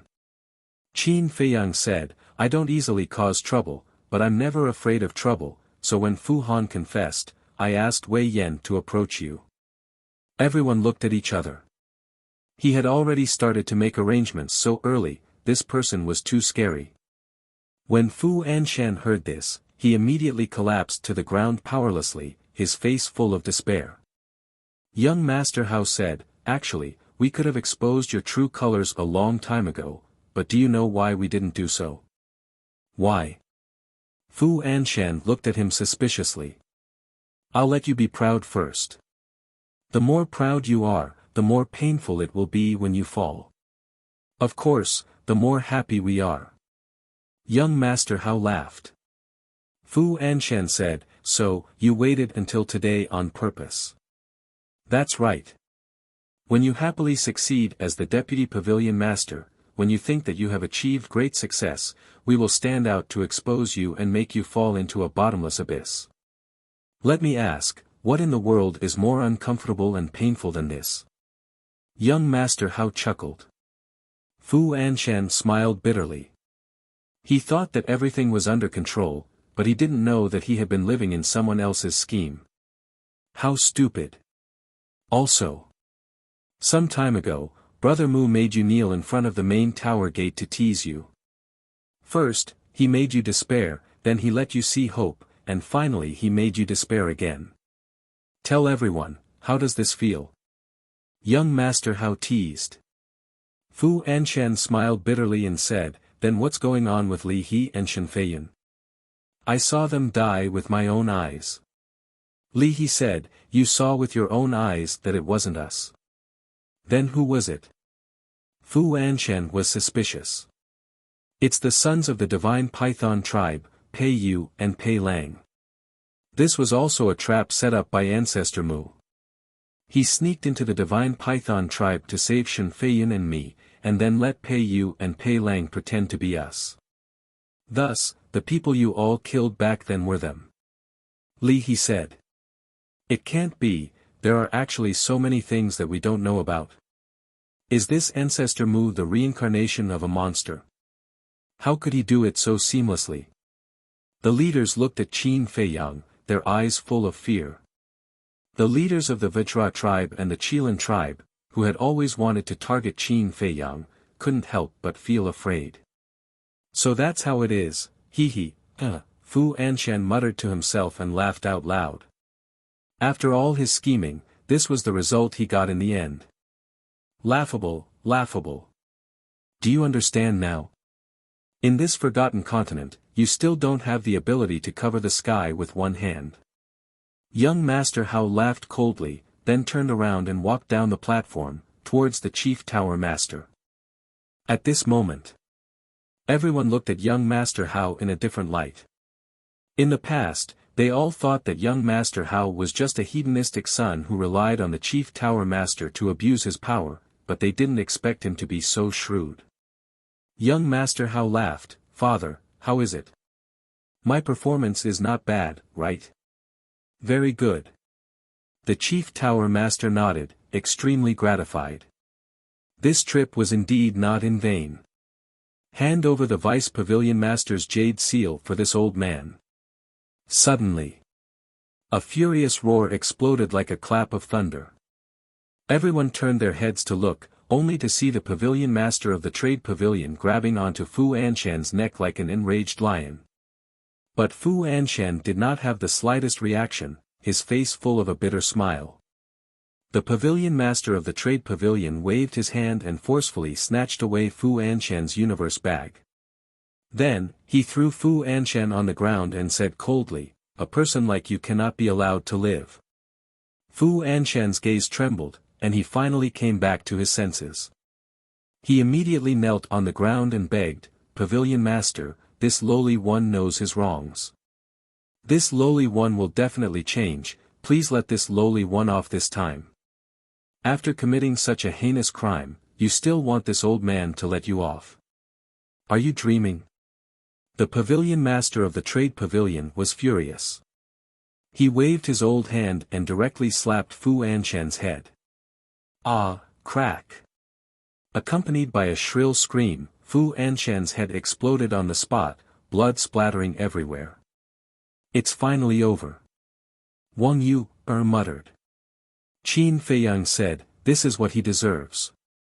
No one present sympathized with Fu Anshan, and their eyes were incomparably cold. The Pavilion Master of the Trade Pavilion shouted, "Men, drag him down and feed him to the dogs." 2 guards hurriedly ran up to the high platform, dragging Fu Anshan's corpse and hurriedly running away. The red-haired old man picked up the corpse of the Divine Python tribe's leader, stood up, and said, "Pavilion Master, I will also take my leave.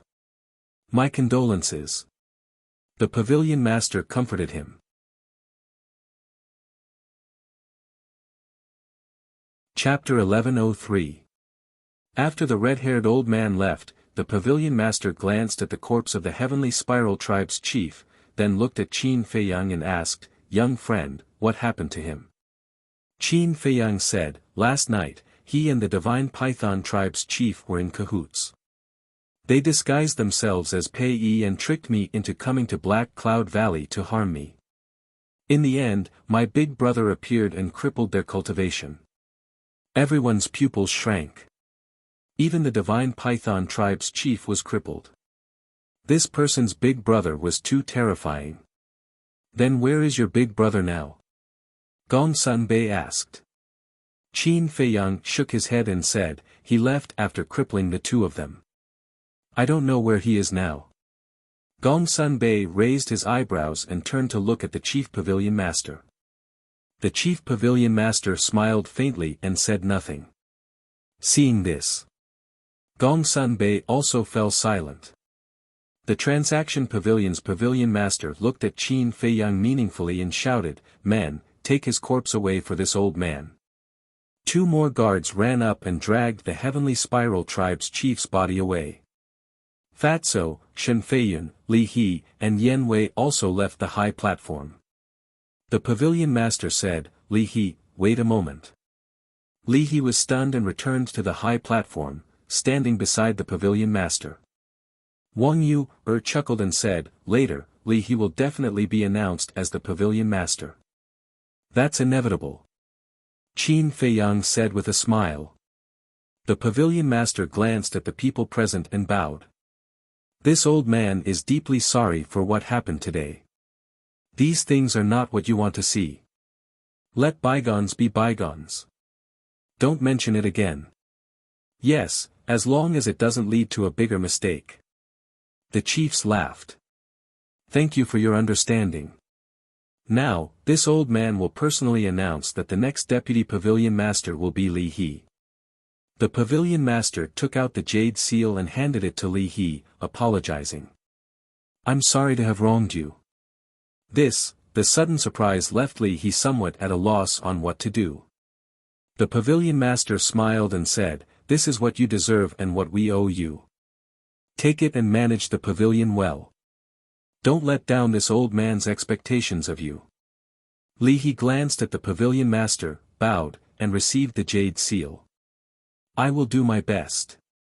Thank you, pavilion master. All right, say a few words to everyone. The pavilion master of the trading pavilion patted Li He's shoulder and walked down the high platform towards the black-clothed old man. He looked rather haggard. No matter who it was, they would definitely be mentally and physically exhausted after something like this happened. Li He was not as hypocritical as Fu and Shan. He stood on the high platform and said a few words from the bottom of his heart, then told everyone to move to the long foam pavilion. A banquet was definitely a must. After all, many people had come from afar. He couldn't just send them away like that, right? For a moment, all the leaders opened the teleportation gate and headed to the long foam pavilion. However, the chief tower master and Gongsun Bei did not go. They nodded to the pavilion master of the trading pavilion and left. Li He put away the jade seal and landed in front of Qin Feiyang and the others. He smiled and said, Brother Mu, young master Hao, miss you, I really have to thank you properly. What about me? Don't turn your back on us as soon as you become the deputy pavilion master. You have to know that I've contributed a lot too. Fatso looked at Li He unhappily. Li He shook his head and laughed. How could this old man forget you? Then, he looked at Yen Wei and cupped his hands. And you, thank you. It's fine. Yen Wei waved his hand. Li He glanced at them and said, in short, no matter what, you can't decline today. You have to go to the long foam pavilion and let me thank you properly. My pleasure. Young Master Hao said. Qin Feiyang smiled and said, I still have something to deal with, so I won't join in the fun. Young Master Hao was instantly annoyed and said, Brother Mu, you're really boring, you know that? Li He was also unhappy. Qin Feiyang smiled bitterly and said, I really have something to do. Sorry. Seeing that Qin Feiyang had made up his mind, Li He could not force him anymore. He shook his head and said helplessly, it's really difficult to treat you to a meal. All right, go and deal with it.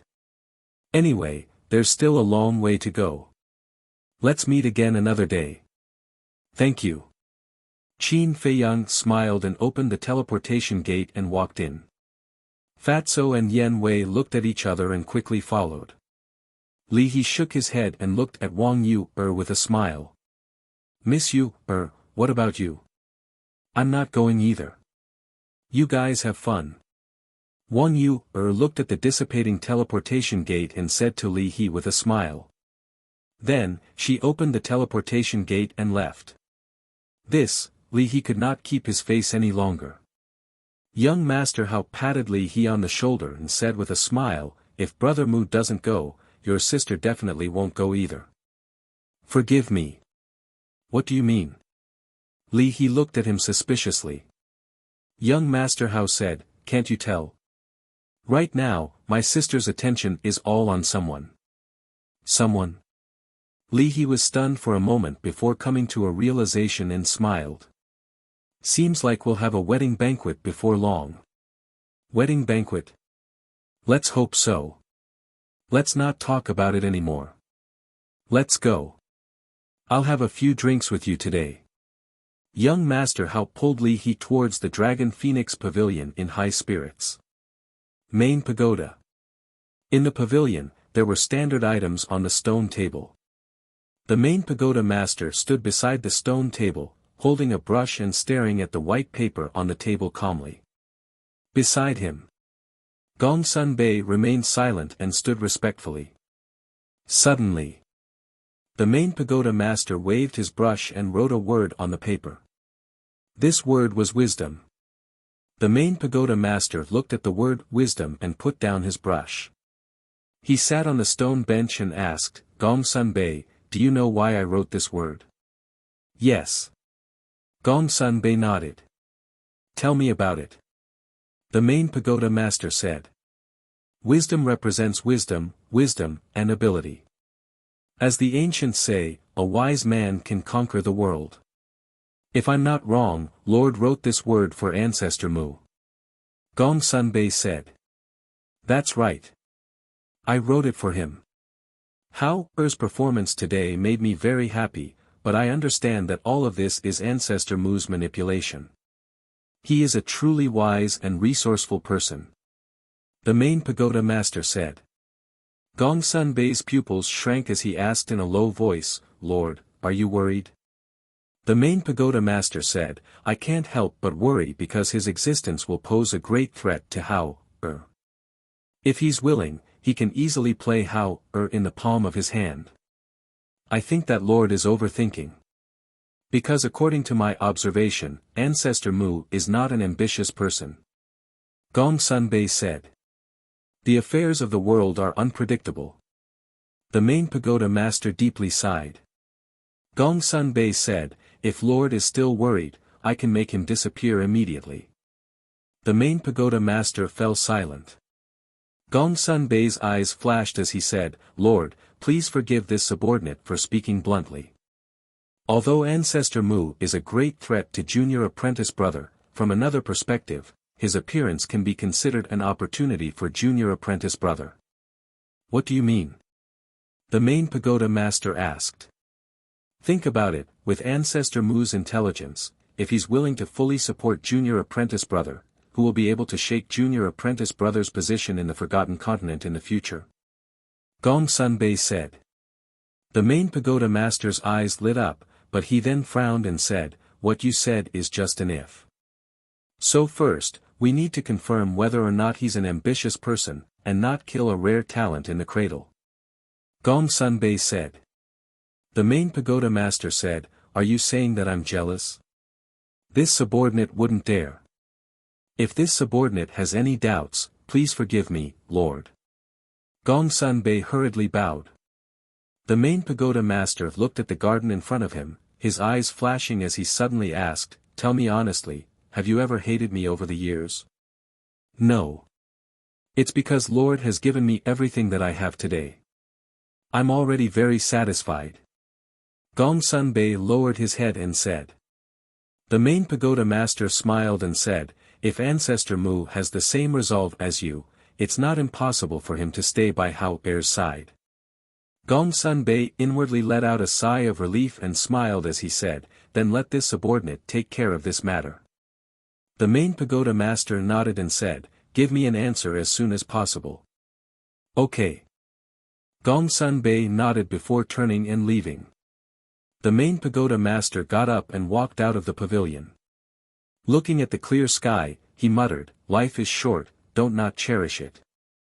These words did not seem to be directed at himself. What he did not know was that not too far away, there was a colorful little snake hiding in the flower bed. It was so small that it was almost invisible to the naked eye. Calm Heart Lake. In the pavilion's hall, Fatso looked at Qin Feiyang and asked, Boss, what do you need to deal with? Yen Wei also looked at Qin Feiyang suspiciously. It's nothing. Qin Feiyang shook his head and sat beside the tea table. Fatso and Yen Wei were surprised. Yen Wei was puzzled, since it's nothing, why don't we go to the Dragon Phoenix Pavilion? Qin Feiyang smiled and said, this time, the people going to the Dragon Phoenix Pavilion are all big shots of the Forgotten Continent. If I go, I will have to entertain them. I don't have the energy. I see. You're just afraid of trouble. Yen Wei said. That's right. The matter is basically over. You guys don't have to run around. Go to the castle and cultivate. Qin Feiyang said. Yen Wei was slightly surprised and asked, then the Mu clan's nest and the mysterious person who bought the herbs, are we not going to look for them? Not anymore. Qin Feiyang waved his hand. After searching for so long, he still hadn't found anything. It would be a waste of time to continue searching. All right. Yen Wei nodded his head. Buzz. Suddenly, Fatso took out the image crystal. A beautiful white figure appeared. It was Li Yan. Li Yan asked without hesitation, "Damn Fatso, where are you now?"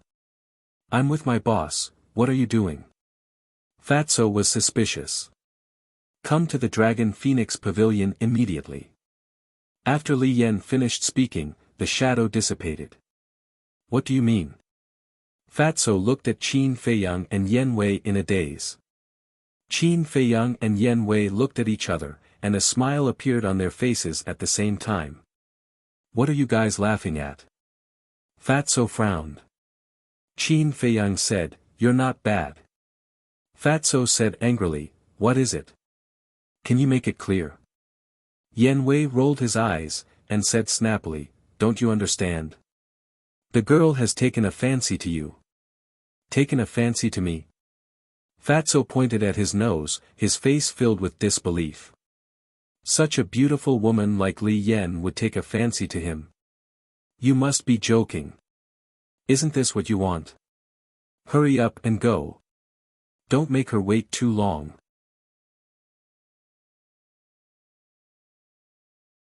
Chapter 1104. Good, good, good. Fatso nodded, and opened the teleportation gate in joy. But as soon as he stepped into the teleportation gate, he retracted his foot. The smile on his face disappeared and was replaced by a hint of disappointment. "What's wrong?" Qin Feiyang and the other man looked at him suspiciously. "It's better not to go." Fatso shook his head. "Why?" The two of them were puzzled. It wasn't easy for him to get lucky in love, but he didn't go. This wasn't Fatso's style. After the incident with Chu Xian, Fat Lord has realized that Fat Lord is not suitable to fall in love at the moment. Fatso sighed. Yen Wei asked, "What do you mean?" "It means that boss's identity will be exposed sooner or later. At that time, the two of us will naturally become the public enemy of the Forgotten Continent along with boss. If something really happens between Li Yan and me now, when boss's identity is exposed, we will only be in more pain." Fatso sighed deeply and said. Yen Wei was stunned, and nodded, "That's true." Fatso said, "So, it's better not to talk about feelings now, lest she gets into trouble because of our true identity." Yen Wei shook his head and laughed, "I didn't realize that you were looking so far ahead." Indeed. If Fatso and Li Yan really became a couple now, then when their identities were exposed, Li Yan would definitely be implicated. Even if she wasn't implicated, Li Yan would still be in a dilemma. Fatso turned to look at Qin Feiyang, and laughed, "Boss, send us to the castle. Right now, cultivation is more important, let's put aside our personal affairs." "All right." Qin Feiyang nodded, and with a wave of his arm, the two of them disappeared. Then he sat in front of the coffee table, muttering to himself. To be honest, he was really surprised that Fatso could have such awareness. But from another point of view, he was not even as good as Fatso. Because Fatso had already seen the future and made a choice. And he was still living in a dream. She was always entangled with Wang Yuer and young Master Hao. If this continued, just as Fatty had said, everyone would fall into a painful situation in the end. "Looks like I have to settle this as soon as possible," Qin Feiyang mumbled. Whine. Suddenly, the image crystal recalled. Qin Feiyang took out an image crystal, and the phantom of the Phantom Serpent Emperor appeared. He smiled mischievously and said, "I have a piece of bad news and a piece of good news. Which one do you want to hear first?" Qin Feiyang rolled his eyes and said, "Tell me the bad news first." The Phantom Serpent Emperor said, after seeing your performance during the succession ceremony, the chief pagoda master thinks that you are too smart. He is afraid that you will threaten young Master Hao's position and wants to eliminate you. Qin Feiyang raised his eyebrows and said, "What's the good news?" The Phantom Snake Emperor said, "The good news is that Gongsun Bei is speaking up for you. The chief pagoda master has temporarily withdrawn his killing intent towards you." "Why is Gongsun Bei helping me?" Qin Feiyang frowned. "I don't know. But just now, the chief pagoda master asked Gongsun Bei a strange question." The Phantom Serpent Emperor said. "What question?" Qin Feiyang asked. "He asked Gongsun Bei if he hated him all these years." Gongsun Bei replied that he didn't hate him and said that he was already very satisfied with everything he had now. "I feel that there seems to be an unknown grudge between the two of them." The Phantom Serpent Emperor pondered. An unknown grudge. Qin Feiyang also fell into deep thought. The Phantom Serpent Emperor shook his small head and said, "You can slowly think about this matter. I will continue to monitor the chief pagoda master. In addition, Gongsun Bei should be looking for you later. You should be mentally prepared." "Okay." Qin Feiyang nodded. When the phantom of the Phantom Serpent Emperor disappeared, Qin Feiyang put away the image crystal and continued to lower his head and ponder. As expected. Not long after the conversation ended, Gongsun Bei descended in the sky above Qin Feiyang's courtyard. Sensing Gongsun Bei's aura, Qin Feiyang let out a long breath, got up and walked out of the attic. He smiled and said, "Brother Gongsun, you are busy with work. How come you have time to come to Soothing Heart Lake? You are Brother Shen's savior. No matter how busy I am, I will definitely take the time to thank you properly." Gongsun Bei landed in front of Qin Feiyang and said. Qin Feiyang smiled and said, "Let's talk inside." "Okay." Gongsun Bei nodded. The two of them entered the attic. Qin Feiyang made tea and said with a smile, "Brother Gongsun and Brother Shen have a good relationship." Gongsun Bei said, "In my eyes, he is my biological brother." Qin Feiyang said, "I really envy your friendship." Gongsun Bei smiled and said, "Aren't you and young Master Hao the same? What is there to envy?" Qin Feiyang shook his head and poured a cup of tea. He stepped back in front of Gongsun Bei and said, "I don't know if Brother Gongsun has heard of the saying, being with a king is like being with a tiger." Gongsun Bei's heart trembled. He calmly picked up the teacup and tasted it. His eyes lit up and he said in surprise, "This should be the tea leaves made by the pavilion master of the trading pavilion, right?" "Yes. The last time I went to his place, he gave me some." Qin Feiyang said. Gongsun Bei said, "Tisk, tsk, tsk. You have a lot of face." "What do you mean?" Qin Feiyang was suspicious.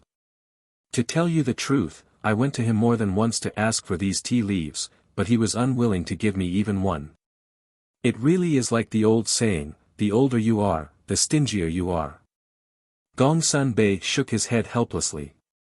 Qin Feiyang smiled and said, "If Brother Gongsun likes it, I will give you some later." "That's fine." Gongsun Bei immediately beamed. Qin Feiyang smiled faintly and said, "Brother Gongsun, you didn't come here just to thank me, did you? If you have something to say, just say it."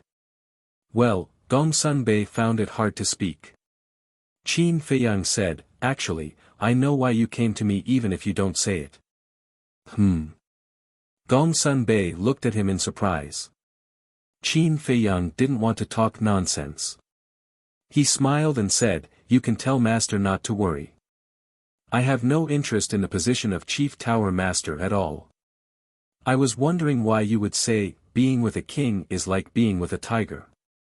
It turns out that you have already seen through it." Gongsun Bei smiled bitterly. This kid's mind was getting scarier and scarier. Qin Feiyang smiled faintly and said, "Power is just a passing cloud.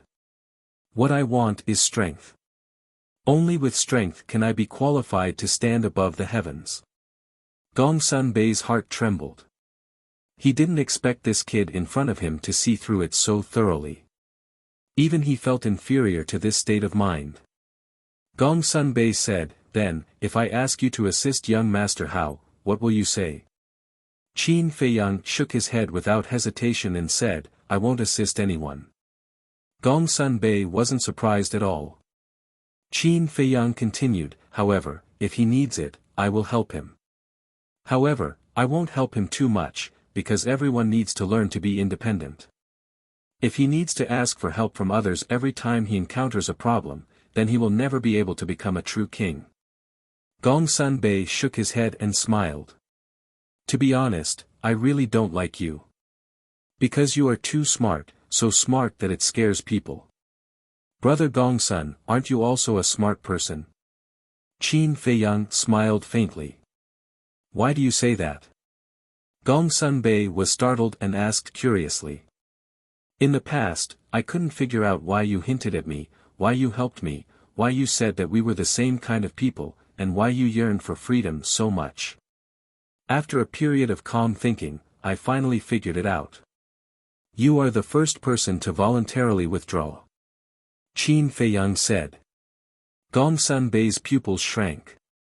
Qin Feiyang smiled. "Brother Gongsun, there is no one else here. Why don't you tell me?"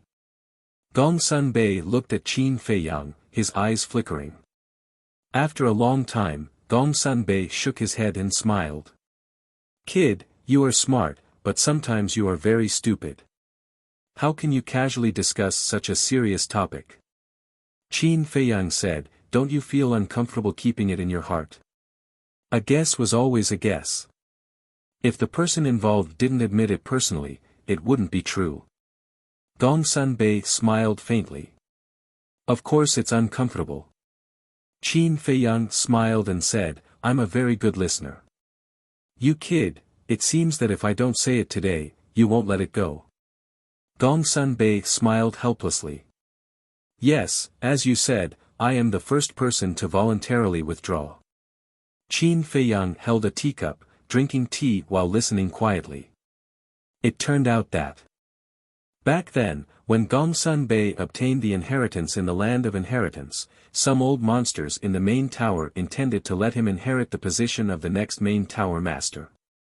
After all, anyone who could obtain the inheritance, no matter which generation's main tower master it was a promising talent. This matter also quickly reached the ears of the main tower master. He definitely wouldn't allow this to happen, so he went to talk to Gongsun Bei. The young Gongsun Bei was also young and frivolous. In addition, he obtained the inheritance, so he was naturally dissatisfied with the attitude of the main tower master. He even had a falling out with the main tower master in private. However, no matter how talented he was only a disciple at that time. How could he fight against the main tower master who controlled the Forgotten Continent? In the end, faced with the main tower master's pressure from all sides, he could only helplessly compromise and voluntarily withdraw. But he knew that even if he voluntarily withdrew, the main tower master might not let him go. Because no one would let a hidden danger live in the world forever. So he swore. In this life, he would always stay by the main tower master's side and serve the main tower master wholeheartedly. It was because of this that he escaped a disaster and lived until today. But it was also because of this that their master-disciple relationship broke. From then on, Gongsun Bei never called the main tower master again. He always called him Lord. This is my past. Gongsun Bei smiled faintly. It's similar to what I thought. Qin Feiyang muttered, asking, "Don't you hate him?" I used to hate him. Gongsun Bei smiled faintly, then stood up and said, I said these things not because I really feel uncomfortable, but because I want to tell you a truth. Man can never fight against the heavens. After saying that, Gongsun Bei opened the portal and left. Man can never fight against the heavens, Qin Feiyang muttered. Gradually, the corners of his mouth rose into a mocking smile. He was not mocking Gongsun Bei. Because Gongsun Bei was right. Man can never fight against the heavens. But was the main tower master the heavens? You're tuning into the Han Li's Wuxia Chronicles YouTube channel. We're so grateful for your support, and don't forget to subscribe to join us on this incredible journey through captivating stories. Your generosity through donations truly makes a world of difference, as it's the primary source of revenue that allows me to expand and enhance this channel for you. Thank you from the bottom of my heart for being a part of this adventure.